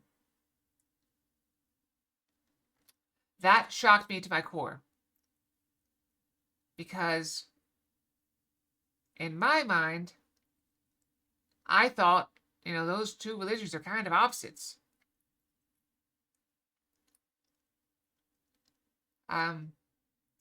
In my curiosity of looking into it, well, first of all, I asked her about it one time, and she said they just don't talk about it. They just don't talk about it at all. Religion is not a topic they discuss in their home. But I also got looking, and Christianity and Muslim religions are not that far apart. They are very similar, surprisingly similar. I'm not going into differences. You can look up yourself, but they're not that different. It's all in the interpretation you take on it. That's all it is. Alright, charge a standard fee. And how about the Founder's Orb? If I remember correctly, the Founder is always depicted as a faceless spirit medium. What do you mean, faceless? Even the Founder, the Holy Mother of Crane, never shows her face. The depicted is commit the greatness, taboo, and Koreanism. The greatest taboo, huh? I wonder why. I mean, what does she have looked like to make them hide her face like that? As the Founder's Orb is discovered during an excavation 8 years ago. There's an interesting legend that goes along with it. It's said that there's a riddle to the orb, and that any who can solve it will receive immense spiritual power from the Founder herself. Sounds like one big fairy tale to me. In any case, we gotta get it to Maya. It's just what us Defiant Dragons need to get our revolution started. With it, we can gain the spiritual power, and thus legal authority to rule Khura'in. Wait, those that believe this legend, anyone could become king or queen. Miranda Fox. We have... It's new! Hydrangea Fox! This is new. Like, I'm like 99.9% sure this is new.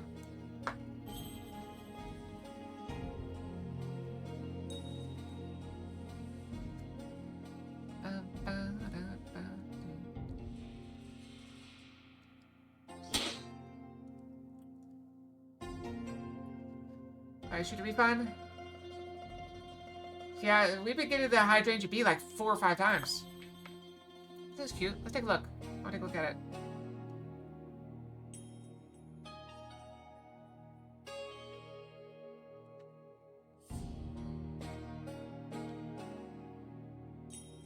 Yep, definitely cute. I like it.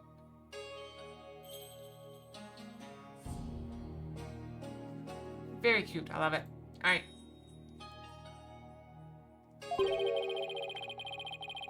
And that's why you think it'll help you overthrow the Garon regime? One of the rulers of Crane have ever laid eyes on the orb Apollo. What is your treasure that bestows immense spiritual power?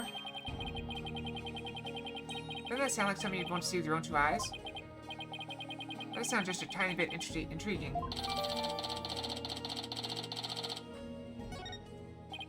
That should just about cover everything. Any other questions? Not right now. I almost forgot. I brought you a present. Eat up, son. Sushi? Did you get this at the gas station? You probably couldn't afford 3 square meals a day, so... Ouch! Yay! I was just thinking it was time for lunch. You dig into, little lady. After all, we're practically family, right? Ha ha ha ha. Are Apollo and Trucy actually dating? I don't know. I've been shipping them, but I assume not. Thanks, Dad. Well, that tuna looks good. Chomp. Nom nom nom nom. This salmon sushi got my name on it. Chomp, chew. Chew, chew. Also, I don't know how much, like... Okay, I gotta know. Okay. Look at this plate of sushi. Okay, there's like... I think this is sashimi. This is sushi. Sashimi. Another girl from law school? How many people is this platter designed for? Oh yeah, Sunflower Girl. I honestly have no idea. Is this like a meal for 2 people? 3 people?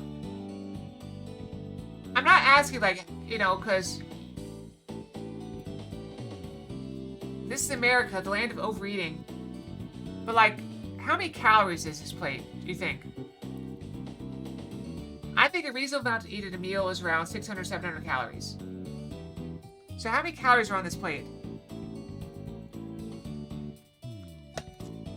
There's calories in it. There's fish and rice.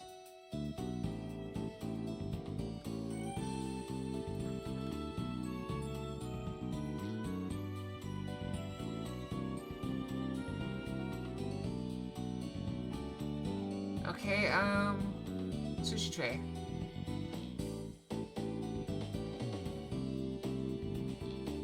They have calories. Okay, so I found a little picture. So 4 of these things right here. So say these 4, and then these 4 things are 550 calories. So this, and this is around 550 calories. So I'd say this is a meal for 2 people.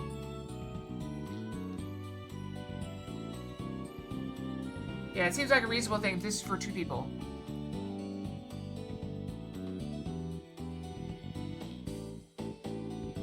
Okay, so that's my guess. This is a reasonable meal for 2 people. I don't know. This is why I really like that law. I think that law got overturned though, where they made you put the They made you put the calories on the menu. I really love that law. I used to go into a fast food place and be like, okay, I need 1,000 calories, and I pick a meal to give me 1,000 calories.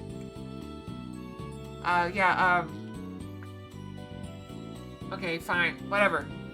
So, you guys know that I'm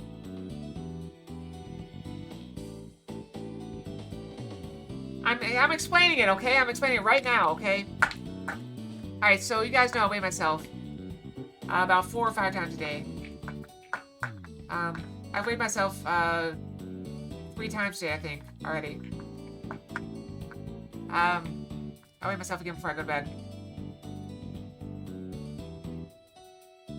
Sometimes, when my weight would get very, very low, I would go and get fast food.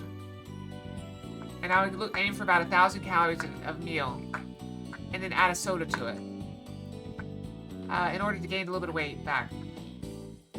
So I did this about once every 2 months. I used to go to my favorite place. You guys know what my favorite place was? I guess my favorite place is. My favorite fast food place is Jack in the Box. Okay, my favorite fast food place is Jack in the Box. I really, really love their sausage breakfast burrito. The Grande sausage breakfast burrito at Jack in the Box is my favorite fast food item that I've ever had. And I would get it with curly fries and a soda. Dr. Pepper. I love Dr. Pepper. I used to get that about every 2 months.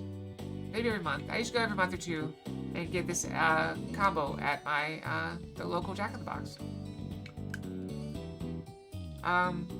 Because the Jack in the Box was located about 2 miles from my dump. I don't know, do you guys know what a dump is? A dump is a place that residential people go and take their trash. So I go about every 2 or 3 weeks to dump my trash. And about every other visit, or maybe longer, I would go to Jack in the Box to get the food. And it was great. I had some good times there. I had some bad times there. I had a really confusing time when a football player was behind the register. And I was really confused and kind of like froze until like a ballerina or something came out from behind, you know, doing fries and stuff. And I realized, oh, it's almost Halloween. Oh yeah, my place also takes recycling.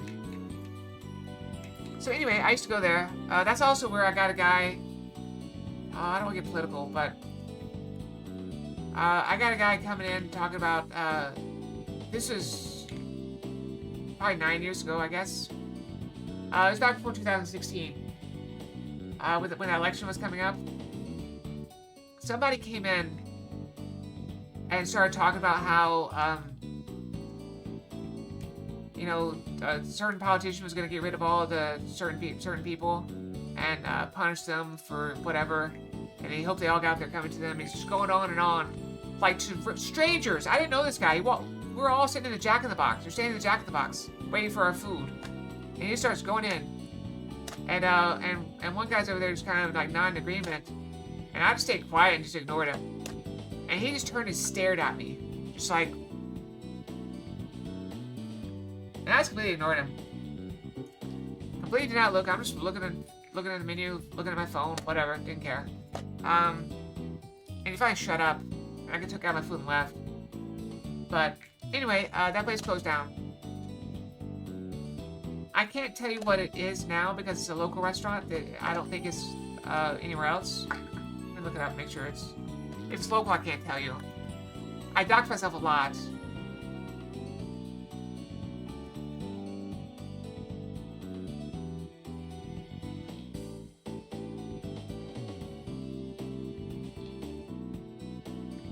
I control zoom. Okay, it's not... Okay, it's local. There are several of them. I didn't realize there was as many as there are. There's 1, 2, 3, 4, 5, 6, 7, 8, 9, 10, 11. There's like 14 of them. But the furthest one away is like 40 minutes, so I can't tell you what it became. It became a Cuban restaurant. How's that? It became a Cuban restaurant, which is also very good. Don't get me wrong. It's a very good restaurant. I like it. Very good restaurant. I like it better though as a, I don't like it. It's also not open. I go to the dump in the morning, so it's not open in the morning. So I can't go there, basically. I guess I could go there. Anyway, so yeah, that's my relationship with fast food. I haven't actually eaten out in... When was the last time I ate out? Oh, I remember. I ate out, when I went to the dentist. I took my mom to Hardee's. No, Wendy's. Wendy's? Yeah, Wendy's. I took my mom to Wendy's and I got her the $1 biscuits. And we both ate for $3. Why are you clipping that? It's too long. We've run too long. I've ran my mouth too long. So you can't clip it. What were we talking about? Yeah, my mom was tickled to death that that was not my intention, though. I maintain that I did not intend to go in and pay $3 for the two of us. I thought we could get 2 biscuits each and hash browns. Then I realized 2 biscuits was like 1,000 calories, and I didn't want to eat more than that. So, and she just wanted 1, and she didn't even finish hers. Whatever. Just got my name on it. Chomp, choo, choo, choo. Aren't you hungry, son? This is some of the best sushi you'll ever have. Does look good. I'm good. Oh, well, okay then. This, you know what this feels like? I'd keep going on my soapbox. This feels like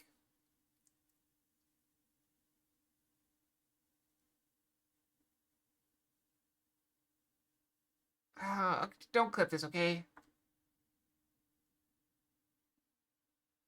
I don't know if I can talk about this. I'm gonna have to be very subtle with this. Or not very. I can't be very detailed with it.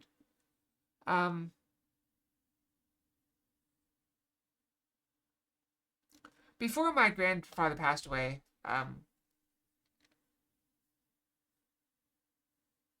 went to go visit him one last time. It was the last time I saw him. I may have talked about this a little bit on stream before. I'm trying to do better about doxing myself, though.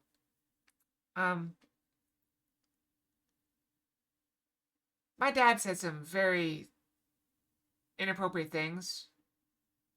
He started talking about politics, basically. And basically he said that all the people on the other side were terrible people, had brain damage, and deserved to be beaten, shot, etc., killed. And I was in the room, and I'm on the other side. So, you know, he said that to me. Or he said that to everyone. You know, not to me, but... It really was not the time for it, and also really bothered me. So, the next time I saw him, he acted like this guy. Like, everything's fine, everything's great, you know, good to see you, you know. But I hadn't forgotten. What's the old saying? The axe forgets, the tree remembers. And then, you know, this was at my grandfather's funeral. He came up to, I'm going to say, quote unquote, apologize. Because what he said was, I'm sorry you got upset with what I said. Now, for those of you that are listening, that's not an apology. That's just more insult on top of it. And also at a setting where it's unwanted. So it's kind of double ouch. And that is the point that I stopped thinking of my father as a father and just started referring to him by his actual name. His name in my phone is no longer Father as it used to be, or what, you know, whatever I had it as. It's just his name. And that's how I think of him. That's how I refer to him when I'm off stream, because I can't refer to him by his name on stream, obviously. So, yeah. So this is what it reminds me of. Yeah, I'm thinking that this guy has done something bad to Apollo. I'll think of the pets. And that's what I'm thinking. And it's kind of hitting home for me. Not really hard because I'm basically over it at this point that I don't really care. I told you that my mentality is just that, you know, this man's not a father to me anymore. And maybe he never was, and I just didn't see it. But either way, this is what I feel. What he's saying. So it just feels like. I mean, I guess it's the bad thing he did was basically just ran off for 10 years. Apollo is how old? Can we see? How old is Apollo? No clue. He's older than her, so. He's probably about the same age as Yuta. So he's probably 25. So he ran off when he's 15. He left when he's 14 to 15 years old and just left him. And that's a pretty crappy thing to do. Nothing my parental unit has done has been that bad.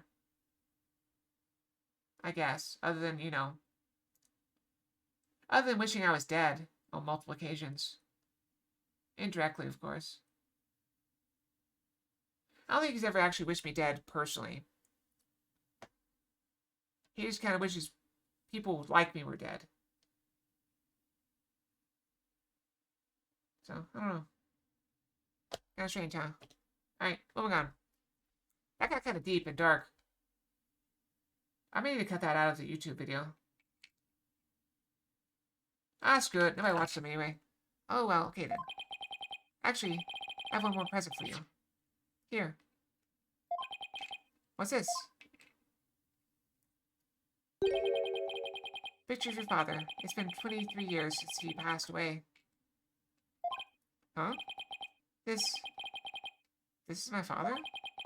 His name was Jove Justice. Jove. I haven't talked to you about your real father in some time, but as you know, he was a musician, a wandering minstrel, if you will, and a talented one at that. Why are you giving this to me now? I thought it was sad you didn't know what your old man looked like. I searched high and low to find that one picture.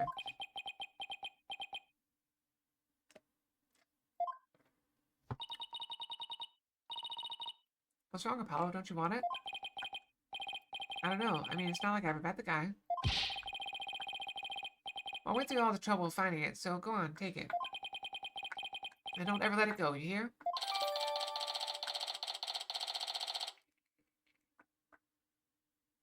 What is this?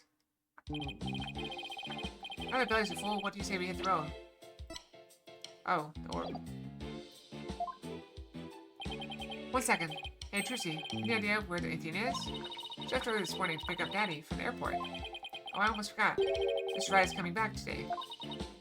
Yeah, but I wonder why he got a trip short like that. Anyway, shouldn't they have been back by now? Only thing is she probably got lost. Oh, there's no point in sitting around here waiting. Let's get going. I can't wait to see that super mysterious treasure.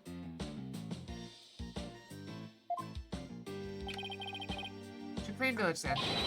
Founder's Orb awaits.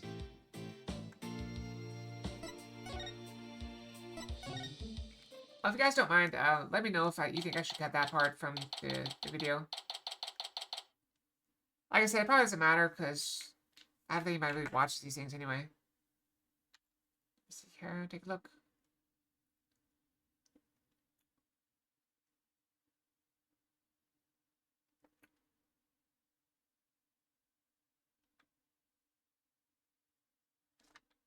I just put them up in case people want to see them. There's no shame in it. Let's see here. Let's go back.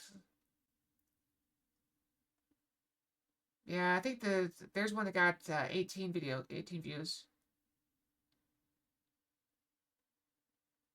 Yeah, it looks like the biggest one got 18 views on YouTube. So, not a huge audience for it, which is fine. Like I said, I just put them up in case people want to watch it. Okay, in case you guys missed them. It really doesn't take that. I talk about how my editing takes a while. Now that I have fiber internet, editing takes Like, I don't edit them, like, professionally. I just chop up, like, I cut off the chess puzzles and upload the games themselves. That's it. In theory, I could upload just my basic VODs, just plain. But I would need a separate channel for that, I think.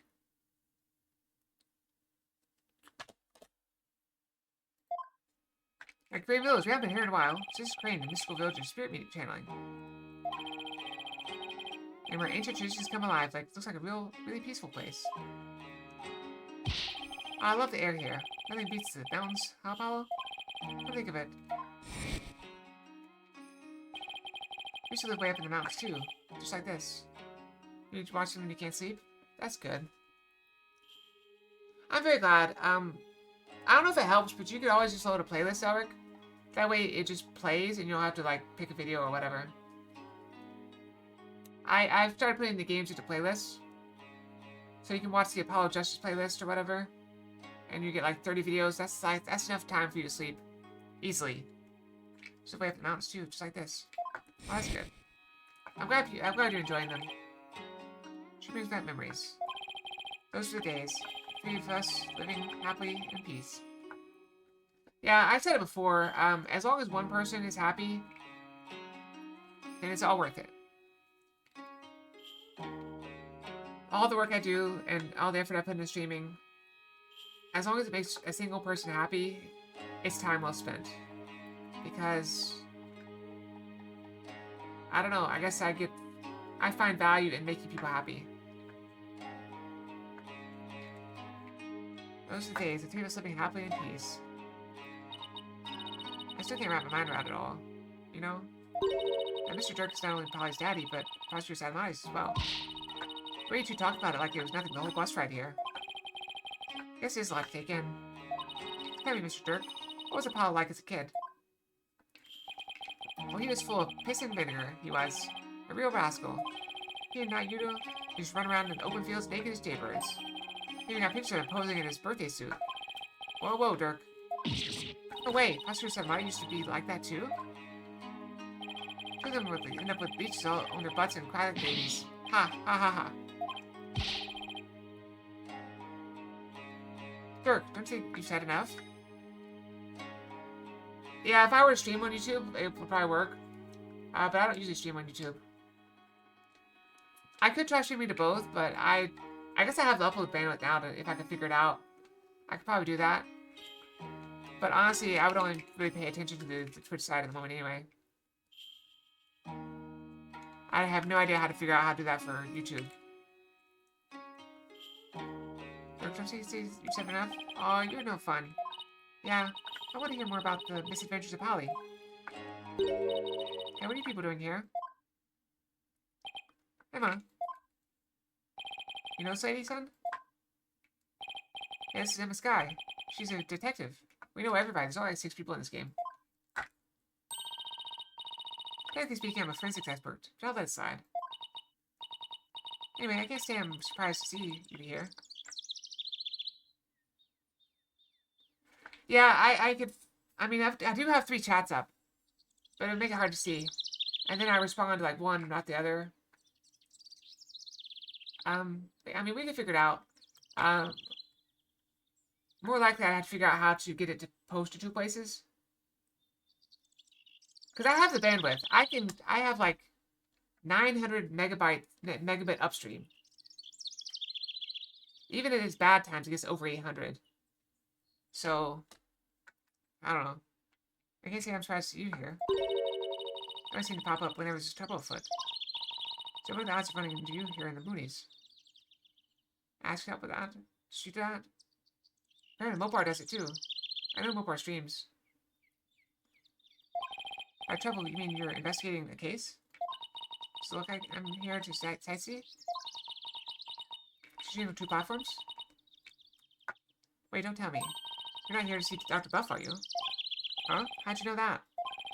I'm actually on a way to meet with him, right now. I'll have to talk with her, but,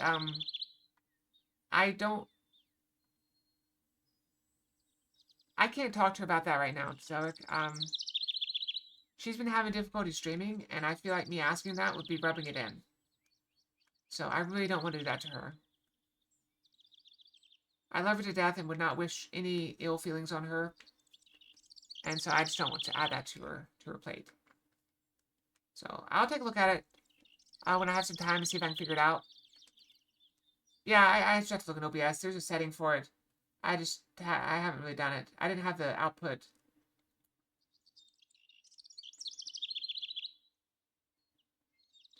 To go, so I don't know.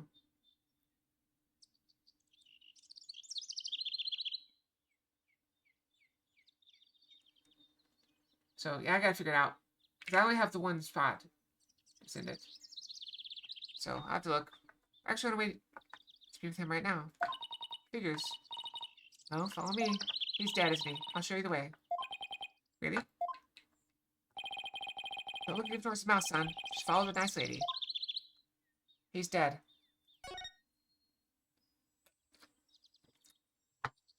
We know he's dead.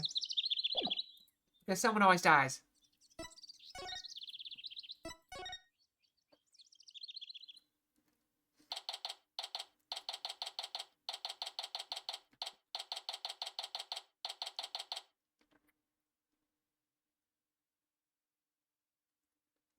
Alright, I object to this. Look at this. This is a very poorly done image. Is it supposed to be a very poorly done image? Look, it's like it's not transparent. There's an outline here. Maybe it's supposed to be that way? I don't know. Keep looking at it. Looks this is Dr. Buff's study. Oh, look at all those books. There's not that many books. Okay, maybe there's that many books. She goes go from floor to ceiling. It's like a library in here.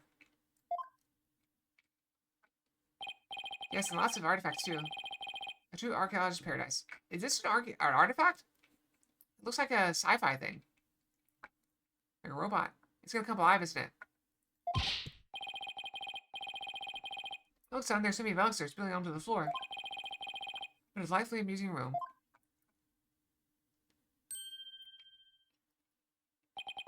All I see is a mess. And what's with that white outline? A bird caught a fish. Emma, where's the doctor? Well, the thing is, he died last night. Told you. Wait, what? An avalanche of books knocked him off his bookshelf ladder. They're labeling it an accidental death. What? Please tell me you're joking. So I've come all the way out here for a few laughs, Apollo. Yeah, I guess not. A scholar killed by his own books? Oh man, what do we do now? I mean, how can he transfer ownership of the orb to you if he's dead? Yes, that is a problem. Emma, can you please tell us exactly what happened?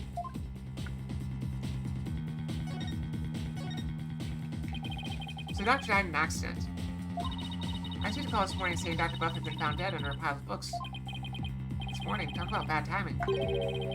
Lucy had fallen off a ladder. Right, he fell from the top of that big ladder there. Apparently he triggered an avalanche of books while fumbling to reach one. I sent him headlong with a fatal fall over the hard floor. How sad. Killed by his own books. At least he was doing something he loved. For a scholar, I suppose it's kind of like a soldier being killed in the line of duty. You say he died an honorable death. Emma, who was the first one to discover the body? About that, whoever it was, it seems they wanted to remain anonymous. What? Happens now and then. Some people would rather not get involved with the police. I can relate to that. Yeah, being a wanted man and all. What now, Dirk? The dead man can't exactly hand over the orb. Who's that to find it? It must be around here somewhere. Just wait a minute, Emma. We're actually here to get something. Pops here had an agreement with the doctor. The doctor's supposed to hand over a sacred relic known as the Founder's Orb. But Pops? Oh, I see. That could be a problem, considering he's dead. You have a plan B? I have an agreement in writing. My compatriot dad should have it. Well, there shouldn't be any problems then. I'll leave it at that. So who is this gentleman you're escorting? Oh, right. I haven't introduced you yet. This is Dirk. He's from the Kingdom of Crane. All the way from Crane, huh? So what do you do there? I used to practice law. Now take a break from all that. I'm focused now on making Crane a better place through volunteer work. Wow. That is the best euphemism ever. Yeah, I'm volunteering my time, you know, organizing people, working on, social marketing campaigns,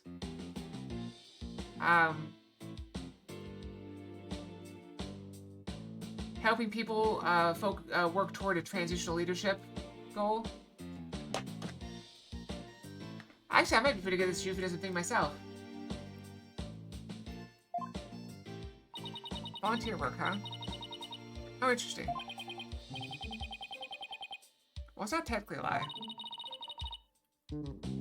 So how do you two know each other? Oh, he's sort of my foster father. Come again?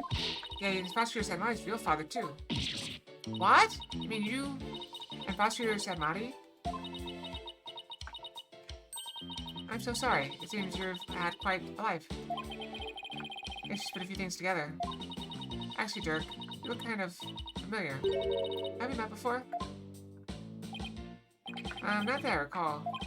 Wait, she must have seen that news report on TV. It would really complicate things if she figures out he's a wanted man. There are lots of guys who look like him. Sure you're not mistaken for someone else? Are there really? Why would you give a, like, his real name? Give a fake name. Call him Dan or something. And a middle-aged man with long hair and an eye patch, you don't see that every day. Well, I'm sure you're just imagining things. What does that sacred relic you turned for look like? There's lots of stuff in here that's old and relic-y. Indeed. Unfortunately, I have no idea what it actually looks like. So how are we supposed to find it? That I do not know, either. We'll just have to go through each candidate one by one.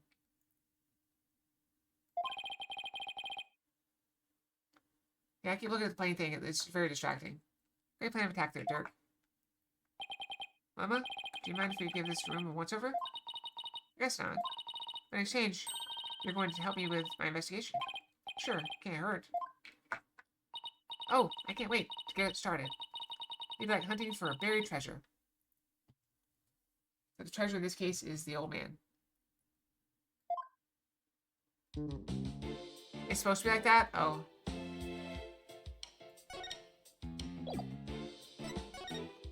Let's look around.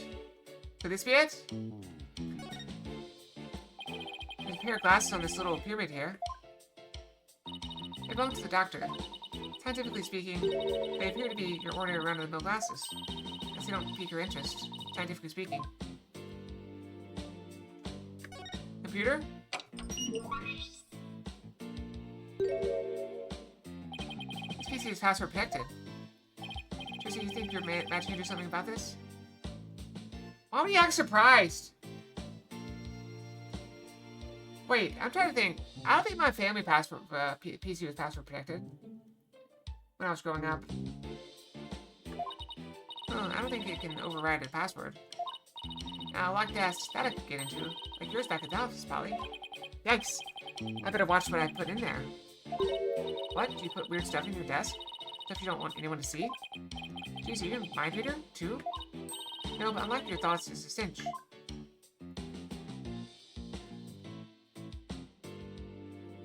I had a vague feeling I had an appointment today, but it's next week. Oh, I'll go back to the spa next week. Look at the ladder. Doctor fell from the top of that ladder. Well, from that height, a fall onto a hard surface would probably kill anyone. I don't know why anyone would want to climb that high in the first place. They say he climbed it all the way to heaven. Alright,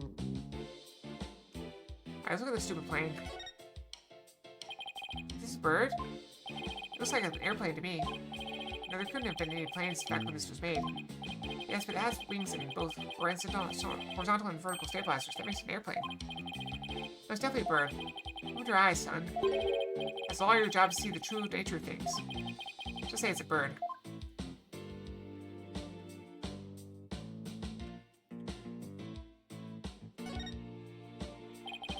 two-tone raincoat. It's still a bit damp. I think someone might have worn it recently.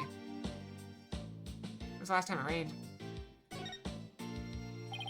There are a few pairs of shoes here. I guess there must be an entrance on this floor, too. Yeah, there's a back door over there, that way. That way, but the shoes are locked from what I can tell. There's an entrance up this spiral staircase. That's the way we came in.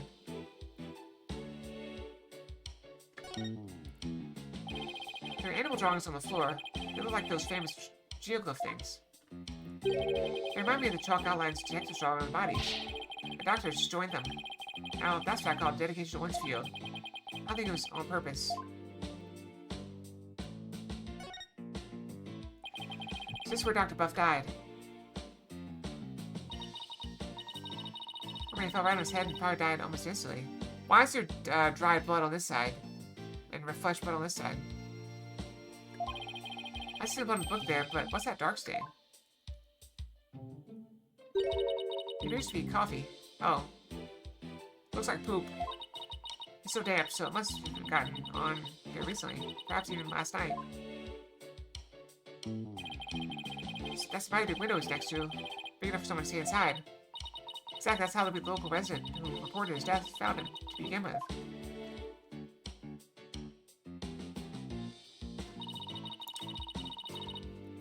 The doctor's body was visible from outside the window. And a passerby called it in earlier this morning to report what they found. In this case, it's still only a few hours old. I expect my investigation is just getting underway.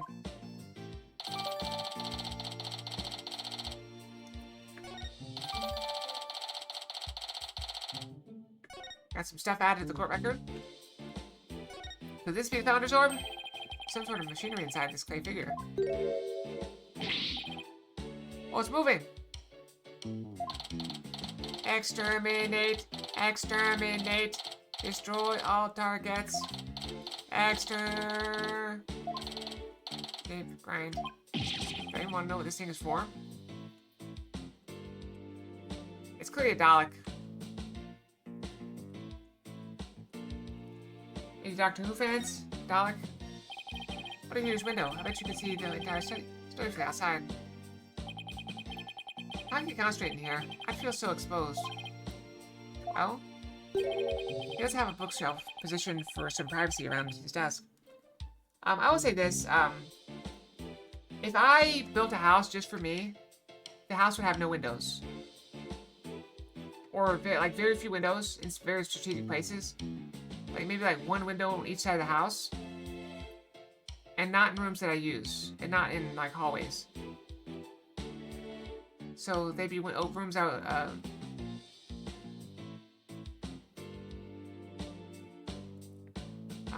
just think how safe it would be.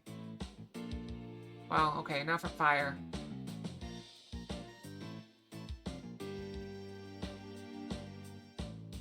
I don't know, Zarek. Maybe have like sprinklers. Maybe make it out of steel. I don't know. Steel doesn't burn. Does steel burn? I think steel does burn, but it's so hot that it's not gonna happen.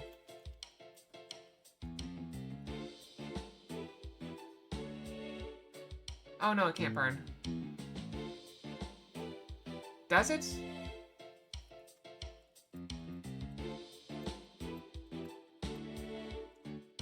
You put a house with no windows. Yes, a house can be built with no windows, but it's really not advisable for comfort, safety, and legal reasons.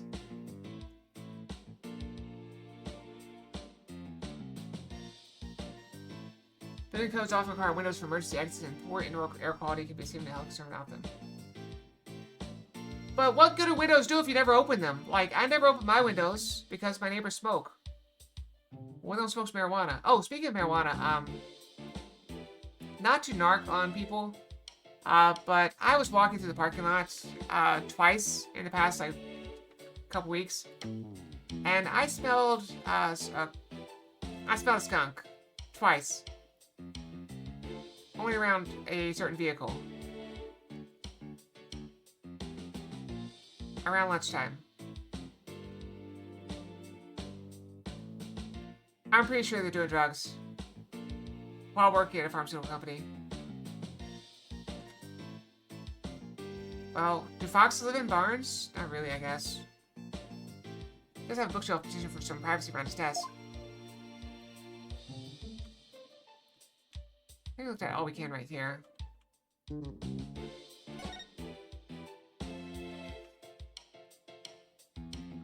What if you had like shutters that make windows, so you can like put like a steel shutter across it? Wait, this we saw this. Remember, this is from this is from that case where Maya went to in the ice cave to do the thing, and they had the coffee stain on it. Let me stay on the scroll. Hmm? Why does it smell like gravy? Oh, gravy! I think Pearls did that. Why would there be a gravy stain on it? Who knows? It looks like it's meant to be there. Maybe the artist's trying to inspire a gravy nutrient food splatter art.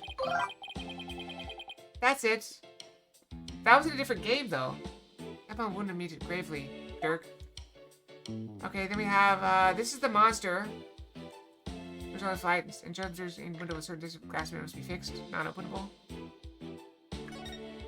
So this is from the monster movie. Coffee Monkey and a bunch of coffee cups. Must take his coffee breaks here. There's a filter with old coffee grounds in it. Here, sorry. Guess I better clean this up. What are you doing there, son? Ah, what am I doing cleaning this office? Maybe they have you on coffee duty back at your office. No, it's just, if I don't keep the place clean, no one will. Oh yeah, it makes sense. I don't remember this. I think this rock was in something, but I don't remember. There's the Amy jar. There's the sword. Remember the sword that kills someone at the retreat? There's that suitcase. Wait, that's not the ugly suitcase. I don't get it then. It's a golden statue. It looks pretty old, too. Imagine. It's great archaeological value. Maybe too great for a private researcher of Dr. Buff's caliber. But I've got his hands on something like this. Nope, I remember nothing. I'm just dumb fox. This was one of the doctor's notebooks. Maybe there's something about the orb in there. Photo of the treasure box, the one from the Temple's treasure room. When Dragon and Tiger battle, the founder offers divine protection. When Butterfly embraces the Mitama, the favor of the orb is bestowed. Offer that the prayers as fervent as fire. I can't read it because of chat. Go away, chat. Hide. Shoo. It's probably fire. Yeah, there it is. Only then shall the Holy Mother return. Descending upon us in all her glory, the founder bestows the greatest power known. These must be his research notes on the Founder's Orb. What's that on the right page? Looks like a poem or something.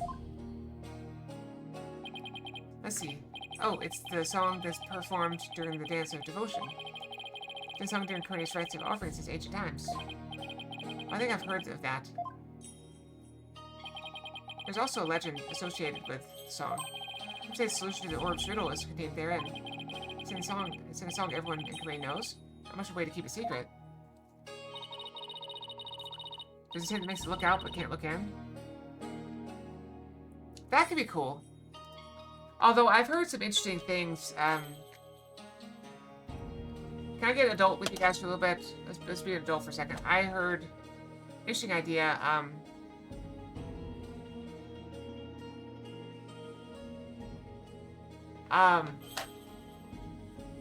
No, okay, no, never mind. Never mind. I'm too young for this conversation. I'm gonna nope right out of it. Alright, it's called Hiding Secrets in Plain Sight, Polly. What's tradition all about that? Especially popular cars that got banned. That makes sense. Huh? That's strange. What is? Dr. Buff's notes contain the second half of the song. Or the first half sung during the Dance of Devotion. Most people haven't even heard the second half. Second half? As in the part that begins, offer thy prayers. I'm impressed. That's some thorough research he was conducting. I know there's a building somewhere, I think it's in England, where it's like, the building is angled, And at certain times of day and certain times of year, the angle of the sun hits it just right and turns it into like a magnifying glass and melts cars on the street. And people are not allowed to walk under it because they will, like, burn. Remember, I said some thorough research he was conducting.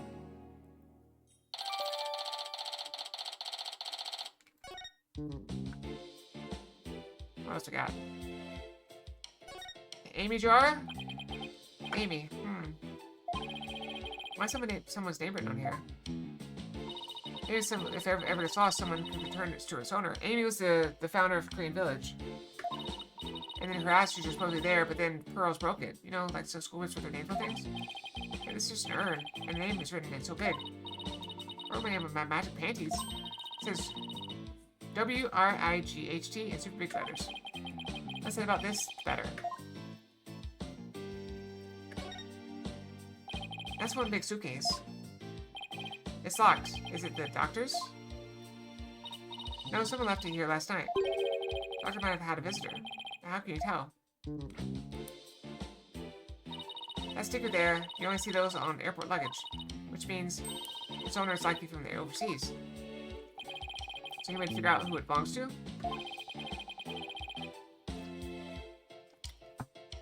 Now we can open it and see what's inside. Gee, if only we knew someone who could pick locks. Guess not. Oh, is it also time to brush again? Yeah, it's time to brush again. Let's go brush. Let's see, we'll go and do 2.5 minutes, just to be safe. I'll be right back, okay?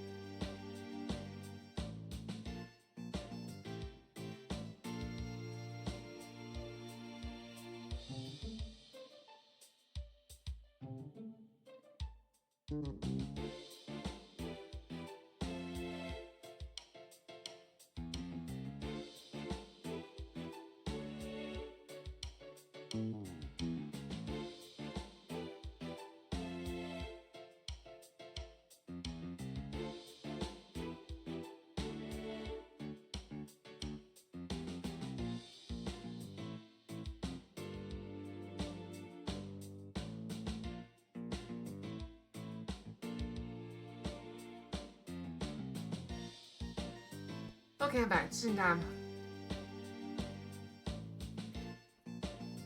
Well, we got 2 seconds left, and we're back. Guess not. Ha ha ha. Ha ha. Like I said, if only we had someone who could pick locks. This was not me. I'm a Scott, forensics expert extraordinaire. Thought you might. You will find the word impossible in my forensics handbook.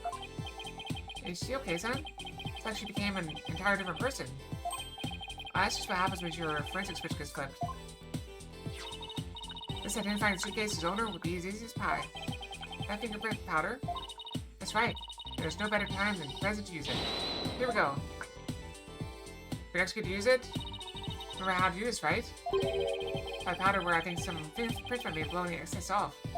Exactly. Well, how about it? Now where would I expect to find fake prints on a suitcase? Handles.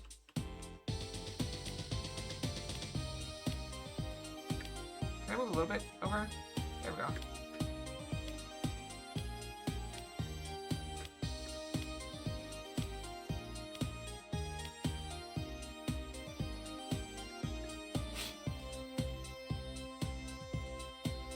No?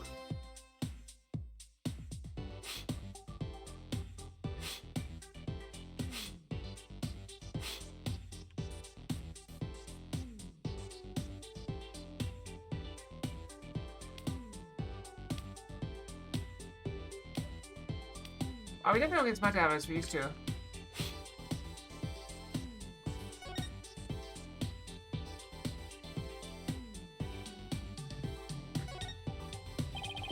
Looks like there are any prints here. Really?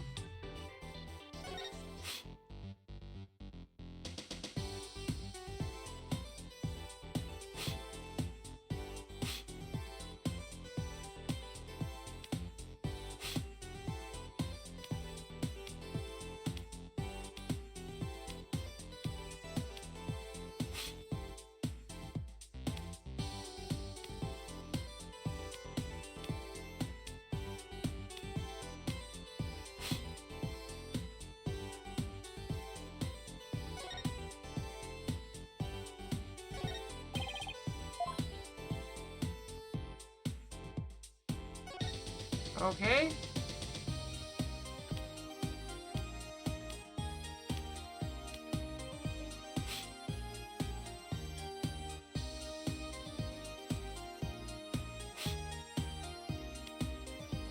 Let me do auto.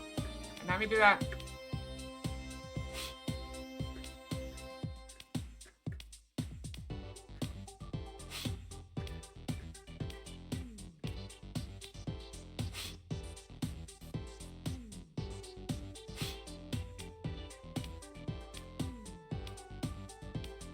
I was just kind of guessing.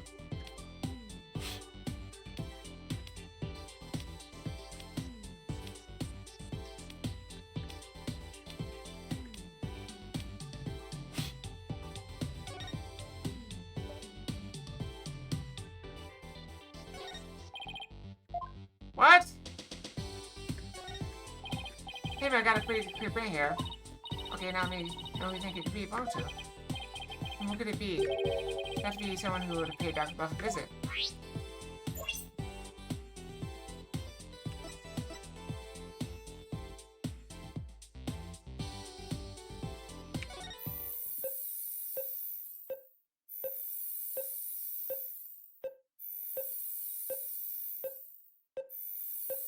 Boop boop. Match found.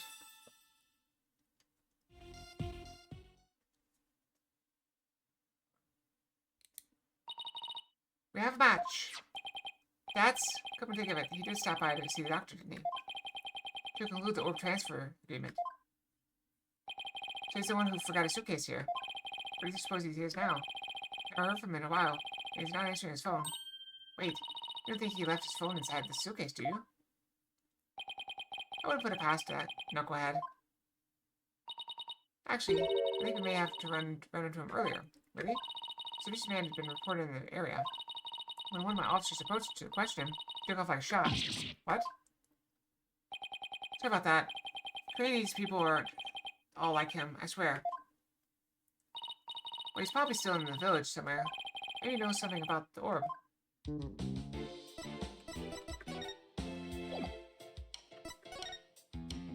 I mean, we can still open it up, can't we?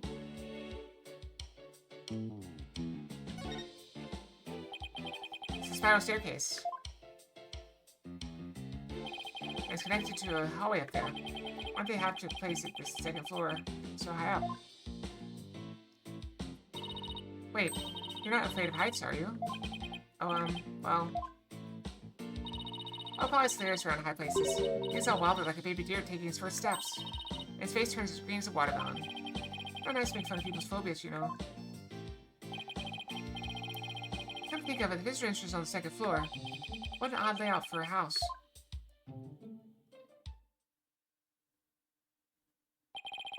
Seems Orb isn't here. That means that's might be our only lead at this point. Those guys might still be here in the village. We should try to find him. I still want to. What happens if you go this way? Never hurts to take another look. I won't let you go this way. Okay, never mind.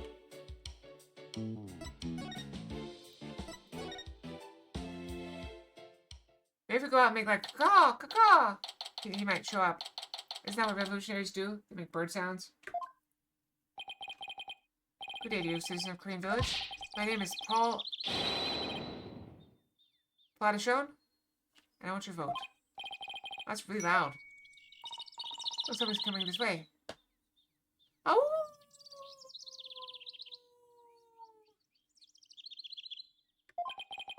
Paul Adishon, savior of Korean, has come to... Ah, it's you people. Apollo? What's that strange conveyance coming this way? Right, left, halt. Some of those, what do you call them? Palanquins? So you finally left Dr. Buff's house. What were you doing there? What a bunch of shady-looking characters. I have instant left, just like this guy. And you aren't? I think you knew the doctor. Heh, what a foolish question. I memorized the names and faces of the entire electorate here in Korean.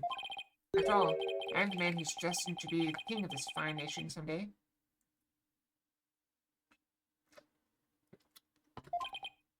Who are you? And what do you mean, king? You big fools. I am the Paul Adishon. Don't know you. I am a soon-to-be an eminent politician, a man whose name will go down in history. You should be ashamed that you've never heard of me before. Secret that famous politician battle? Not that I know of. I'm running for a seat on the local council right now. This even jerk Q Public has to start somewhere. My election is a sure thing, I'm told. After all, my grandfather was a famous politician with untold influence. In short, I'm the chosen one, the golden boy, the powerhouse of politics. And rider of his grandfather's coattails. Ha ha ha. Are you blinded by my majesty? Go ahead, bask in the resplendent glory. It's me, the chosen one. Sure. Ah, a pleasant day to you, good people of Korean. I am Paul Adishon. It's time to reclaim the glory of Korean. Together. Oh, there it is, yeah. Good call. You know, that means like man of the people. A convenience store on every corner, a karaoke bar in every home. A vote for Paul Adishon is a vote for a happier, hopier Korean village. Get out of the infernal racket, you fool. You're a stain on your grandfather's good name. Thank you, good sir. Support is appreciated, as always. This is one of those people who only hears what they want to hear. In other words, he's a model politician. Now, where was I? Oh, right. You were in the doctor's house. Just what in the world were you doing in there? Is this what you ride around in when you're campaigning? That's right. It's perfect for narrow roads and steep hills here in this village. It has a top speed of 5 miles per hour, but it suffers from serious reliability issues. Maybe these imbeciles tire out too quickly. Cough, puff, puff. We'll try hard next time, sir.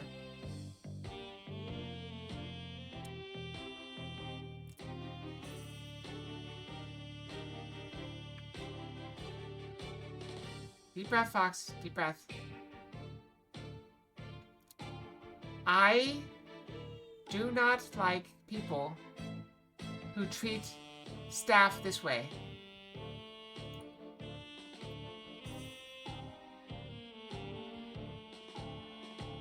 Especially useless, lazy jerks like this guy. Alright, we're gonna move on. Take a deep breath, move on. Poor guys. They're exhausted and covered in sweat. The Adishon family has been in politics for generations, even back in the old country. Really? My grandfather, Abe Adishon, was a prominent member of Congress. He was born right here in Crane. There's a person here who hasn't heard of him. All I asked about was his palanquin. First, I've heard of the Adishones. I'm in reviving our old country campaign style. Politics aren't really my thing. Trucy? I mean, I worked for a guy that, you could not make happy. Like, if you have 2 tasks to do... I worked in produce at a grocery store when I was in high school. And, we had a few jobs. We had to chop up vegetables or fruits. We had to chop up fruits and put them into, like, little baskets and stuff and seal them, you know. All those fruits they put out there, like, oh, here's your chopped watermelon. We had to make those. So we had to do that. We had a kitchen for that. We had to keep all the vegetables stocked. And we had to keep the floors clean. Those were our 3 tasks. So I was there by myself one day.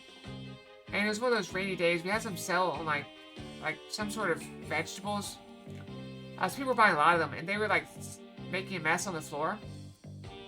So I saw the exhibit was empty. There's no food to buy.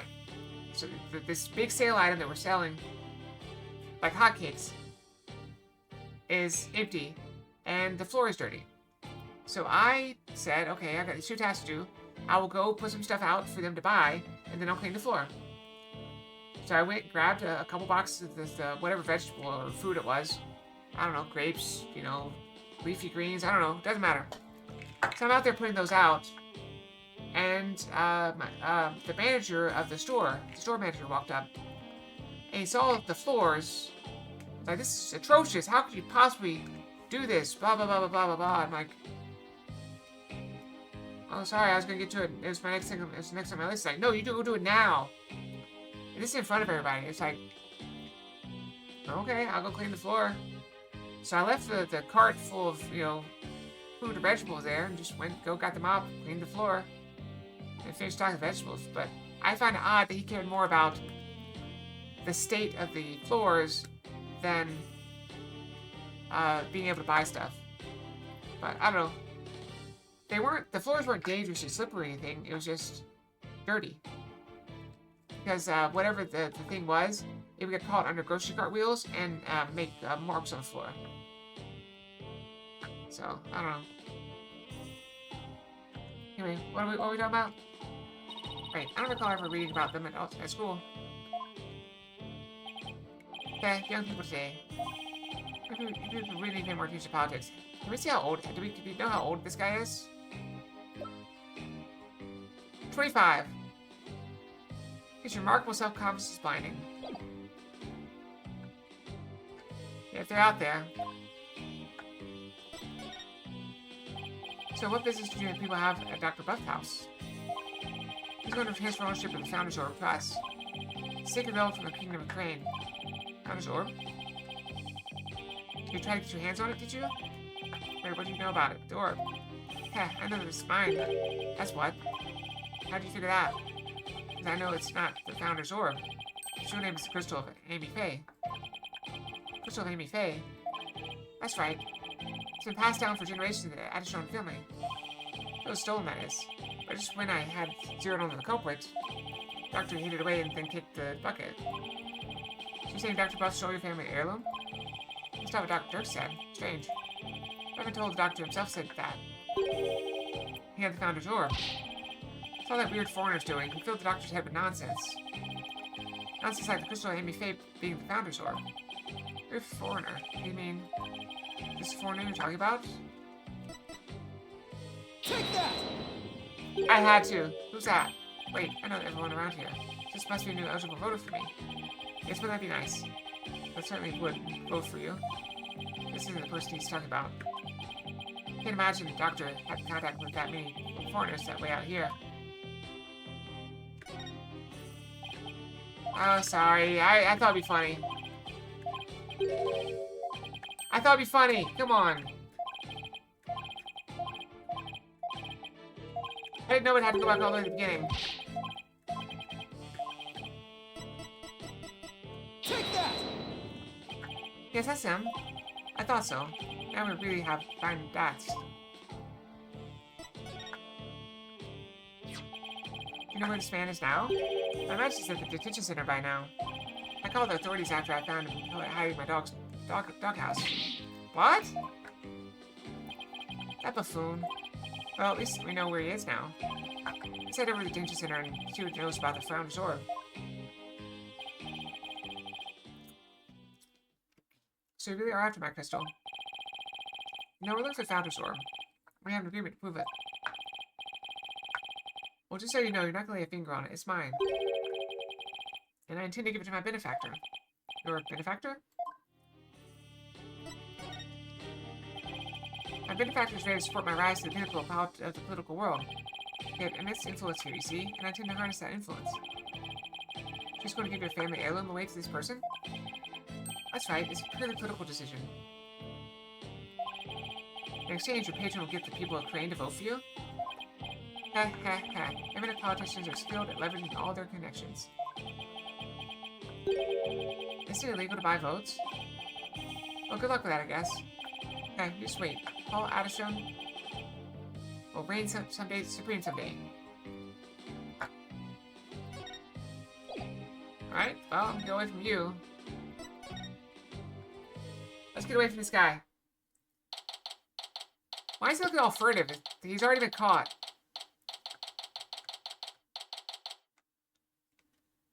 Makes no sense.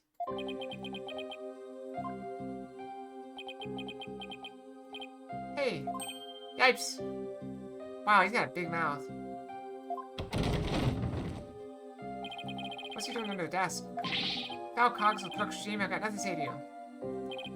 Dad, it's me, Dirk. Oh, Dirk, you're time for sore eyes. I knew you'd come save me. Well, this is another fine mess you've gotten yourself into.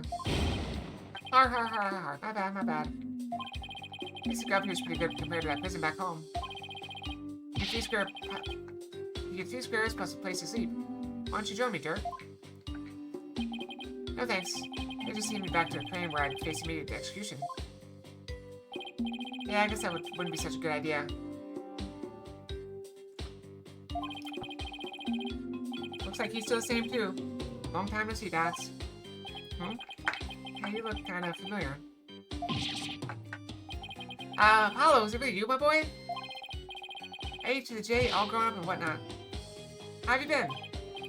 Fine, you, Dots? You look good. Besides that, the incarceration and all.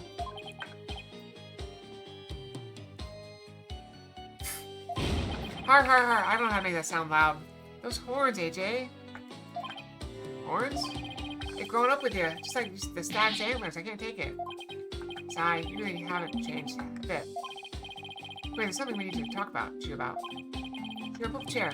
I've got all the time in the world. This like my second home. It's really not so bad once you get used to it. You gotta lay back for someone, please, because that's deep.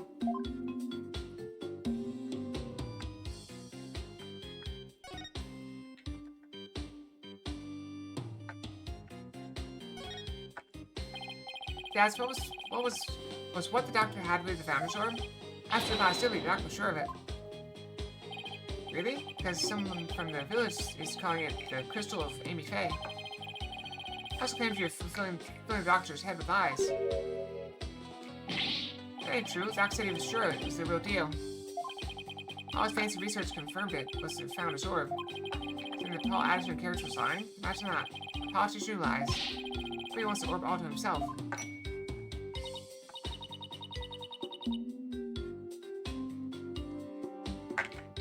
Astafax. Astafax has emerged. I wonder who's telling the truth. Well, take a look at this. It proves the Dr. believes he had the Founder's Orb. Let me see that. Hand over the Founder's Orb to find out if I will come to no harm. Ah, threat coercion. Hand over if I will come to no harm. Signed, Dr. Archibald. So I got it all down in writing. That's... Why does it say, if I will come to no harm, at the end here? Sounds like he was scared of you. Yes, did you threaten the doctor in any way? No, you got it all wrong. Yeah, that's the face of innocent man. It was Doc's friend. He told the old man his troubles were dangerous. It's his fault the doc thought I might hurt him. It's not the work of that politician. He's really made a mess of things.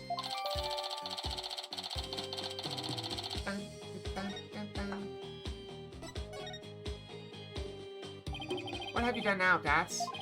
Nothing. I'm innocent, I tell you. It all started when this dog-faced cop tried to question me. It's so funny, I started laughing at him. That's when they came after me. It was hilarious, I tell you. I mean, a police dog? How funny is that? Right, so what happened after that? They caught me hiding in a doghouse. Danny Pooch ratted me out. That's his forgive for laughing at one of his doggy comrades. Sounds like the dogs got the last laugh. Dats, weren't you cleared of all those jailbreak charges? You captured by Lady Kiva being unlawful. Yeah, but the cops here don't seem to like me anyway. What are the charges this time? Unauthorized entry or something like that. I think I'm a legal alien. I can't prove otherwise because I lost my passport. It's in your suitcase. Is there any way they'd let you go? Now that I have my passport. If only I had it. Dirk, AJ, you gotta find my passport. Alright, we'll find it. One more thing to add to our to-do list. Now where might Dad's passport be? It's in the suitcase. Oh, about the orb's whereabouts. Maybe Doc's kid knows something. Doctor has a kid? Yeah, a bit of a shut-in, though. Poor thing's own bedroom has become like a self-imposed prison. A shut-in? Sounds like it'd be a challenge just to get a conversation going. Time for your questioning. Follow me. Must be lunchtime. Okay, it's fried chicken, if I'm not mistaken. You'll get your lunch if you behave yourself. Good, AJ, I'll see you guys around. I'm pretty sure withholding food from prisoners is illegal. So they have to feed him. All he now is Dr. Buff's kid. But luring a shut-in out is not going to be easy, if I know.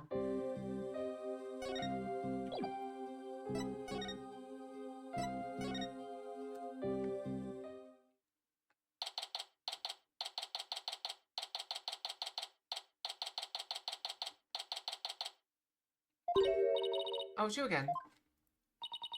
Looking for Mr. Wright? He was here a second ago. He was? What was Daddy doing here? Good question.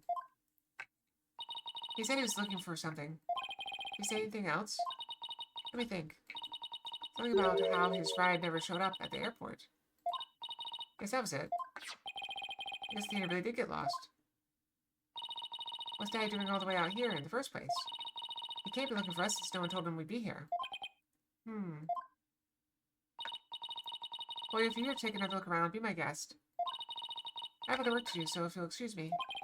Of course. Thanks, Emma.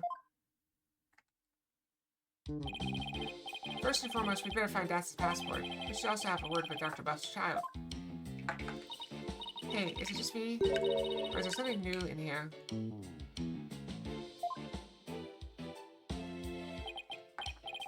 Oh, you mean that thing? Yeah, we should take a close look at it too. Let's not forget about Dax's passport. It's around here somewhere.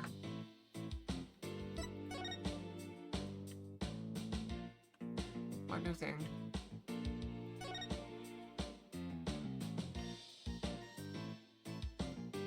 What new thing? Oh, this thing. What's this, a model helicopter? It's a drone. The kids use it to spy on people. What's your thing, Apollo? It's a drone. They're all the rage right now. I bet it belongs to the doctor's kid. You need to ask him about the orb's whereabouts.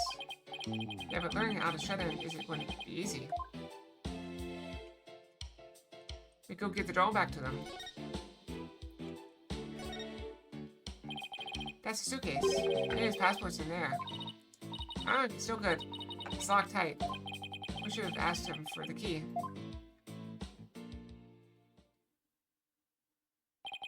What are we gonna do about Dax's passport? It's probably right there inside the suitcase, but we can't get it open. Why don't we take the suitcase to him? Why not take it over to Dax so he can unlock it? Yeah, there you go. That way you guys can continue looking for the orb. Good thing, Trucy. Okay, here I go. Huh? What the? This thing weighs a ton. Let me try. Jeez, how can the suitcase be so heavy? Is it filled with bricks or something? Oh, Dad's probably packs his dumbbells in there. This something must be too heavy to lug all the way to the danger center. Yeah, let me take the crack at that lock. What are you gonna do, pick it? Click, click, click, click. Click. There you go. That was fast. Ha, ha, ha, ha. What did Trucy say she was good at picking locks? A lock like that is a child's play to me. Especially after all the wrongly imprisoned pages I busted out over the years. Sure seen a lot of action for an ex-lawyer. And here we go. That's his passport. I'll take it over to him. Thanks, Trucy. No problem. Now you guys enjoy some quality father-son treasure hunting time, okay? See you later. There she goes. Wish we wouldn't make such a big deal out of our little family situation. Father-son time, eh? Been ages since we had a father-son talk. Huh, son? Yeah, well, over a decade. So, Apollo, how have you been? Fine. I'm fine, I guess. Guess so. Fine, you say. Well, fine is fine by me. Good to hear.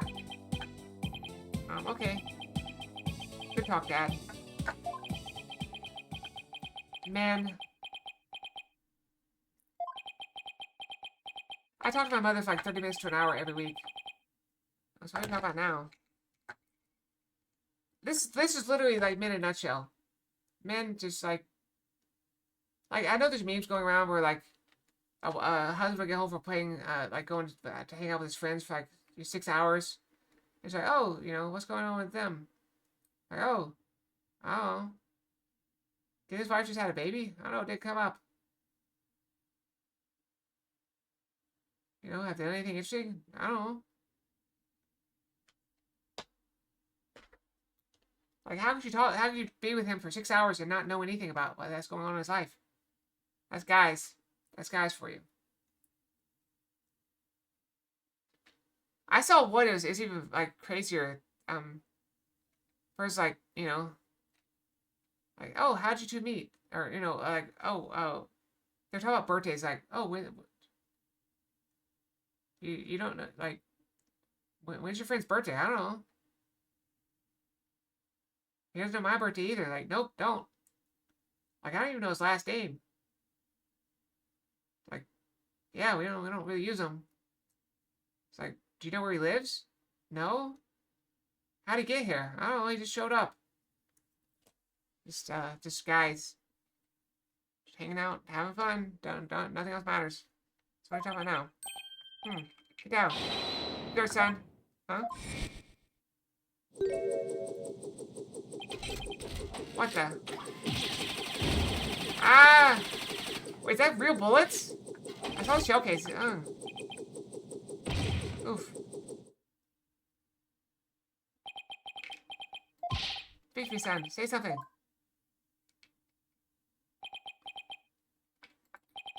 Ooh, that's smarts. You maggots, what do you think you're doing? Invading buff airspace. On the ground. It'll be a scorching day in Siberia before you get past me, you daily-bellied yahoos. Whoa. You can talk? What kind of drone is that? This anyway. Ah! Pretty sure this is assault. No, it's battery. This is battery. Drone, nothing that starts to buff to you, soldier. You get that, you lowly grunts? Ow, what the? Who now? Huh? Sounds like the doctor's son is behind the controls. He's controlling this thing? Oh, let's play along for now. Still, we can get the information we need out of him. I got it. Start to buff. Start to buff, sir. Forgot to say, sir. Have you ever seen a war movie before? Oh, right. Let me try that again. Start to buff, sir. Better. Much better. Now, is he stroking the thing like a mustache? Can I say your name? Unit rank surgeon? I apologize. I serve the right anything agency. My rank is, pledging lawyer. Sir. Affirmative. Private justice?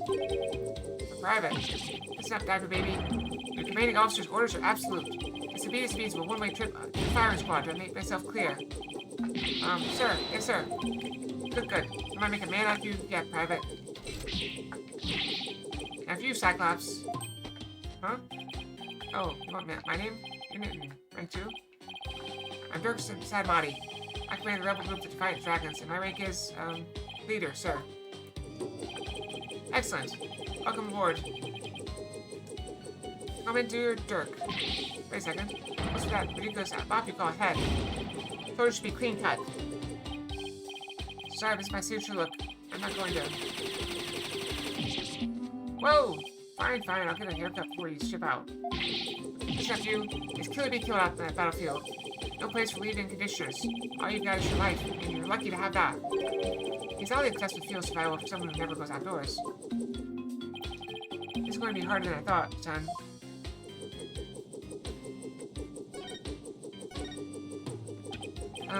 Are you controlling that drone from your room, sir? Affirmative. Yeah, it's stroking like a mustache. I can see everything you do from here, so... Tin Hat Soldier, wipe that stupid look off your face. I'm gonna whip your soldier pea sticks into shape. With what, your charming personality? Oh, it's got a camera and speakers, too. And that's not all, Commander. Commandeer. There's all a cannon.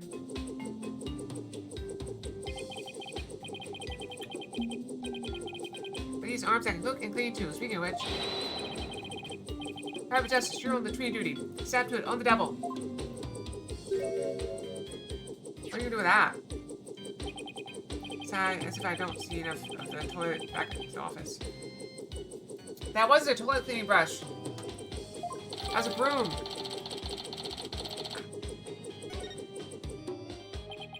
I think it's pretty handy. Us Defiant Dragons could use one of those.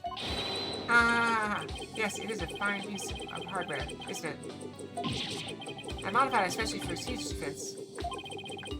Siege defense? You mean how you won't leave your room? Yep. Ah! Pulling up a stronghold to defend against the enemy is an age-old military tactic. Not in a bathroom. Actually, I don't really use a broom in my house. I use a vacuum cleaner. Everywhere. The time of strategy is still applicable in modern warfare. I hope you're not trying to mock the wisdom of my forefathers. I meant no offense. It was just an observation. The Green Horn ain't even discharged a firearm. He got something to say, does he? So sorry. Won't happen again, sir. Darn tootin'. Now state your intentions, soldier. We had an agreement with your father. He had promised to hand over the Founder's Orb to us. What? Papa promised you that? He did. But he died before he could tell us where it's hidden. Now we have no idea where it is. Oh. Civil. Hmm? Papa. Why? Why'd you have to die? It was an unfortunate accident. I'm sorry for your loss. It helps at all. I know how you feel. Ah! What do we do now? You insignificant maggot? What would an unseasoned rookie like you know about how I feel? First, I lost Mama, and now I've lost Papa. You lost your mother too? She's been gone for some time now. I'm all alone now. All alone. Stiffle. Sergeant Buff, would you like to tell us a little more about what happened to your mother?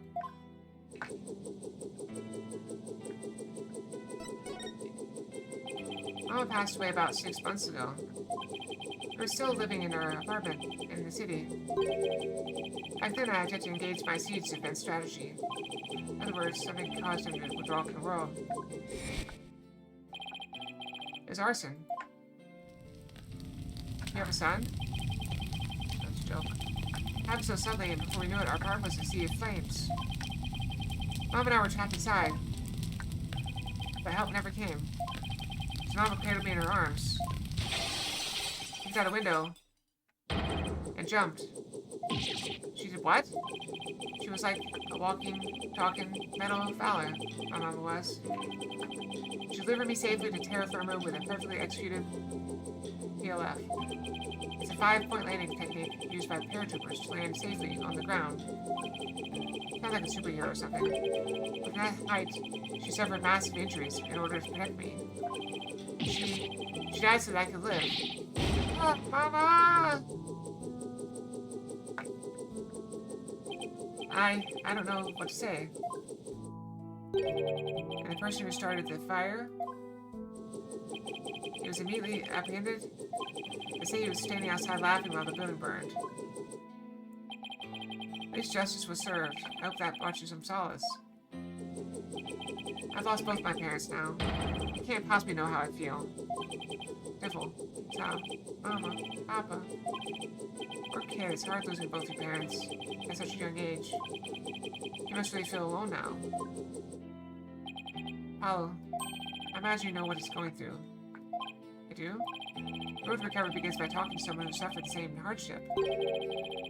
I know you have something that shows you understand.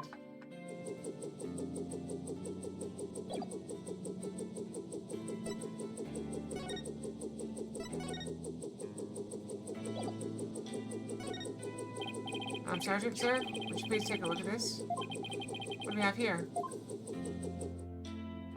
It's a photo of my father. I was even a year old when he died. In a fire. What? Unlike your mother, he died in an arsonist's blaze. In his final moments, he made to save his infant son. But private justice. You suffered a loss just like mine. I have. That's why I know how you feel. But you still have your mother, don't you? No, I lost her too. What? She disappeared after the fire. I don't know if she's still alive or dead. Heck, I don't even know what she looks like. Wow. Dr. Buff, his experience is very much like your own. Anyone can understand the sadness in your heart. It's him. Her.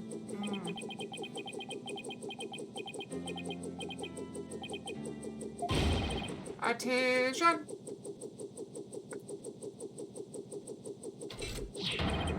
I salute you, Comrade Justice. You are no longer a private in the Buff Army. Henceforth, you will be Corporal. Corporal? Congratulations on your promotion, Corporal Justice. Alright, I think on this, we're gonna end on this happy note.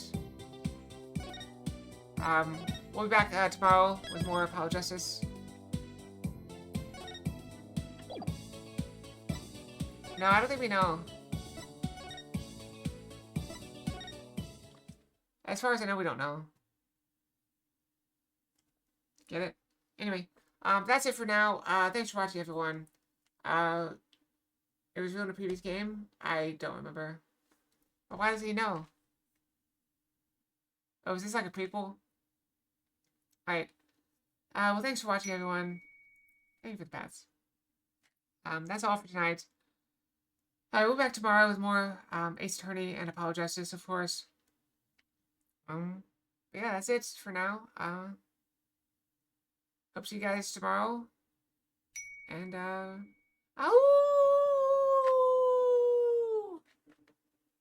I want you to know that I appreciate each and every one of you. Like I said earlier, thanks for the hands. I hope it didn't miss anything. The fact that you guys watch and enjoy means the world to me. And I would not trade anything for the joy I get here. So I really appreciate you guys. And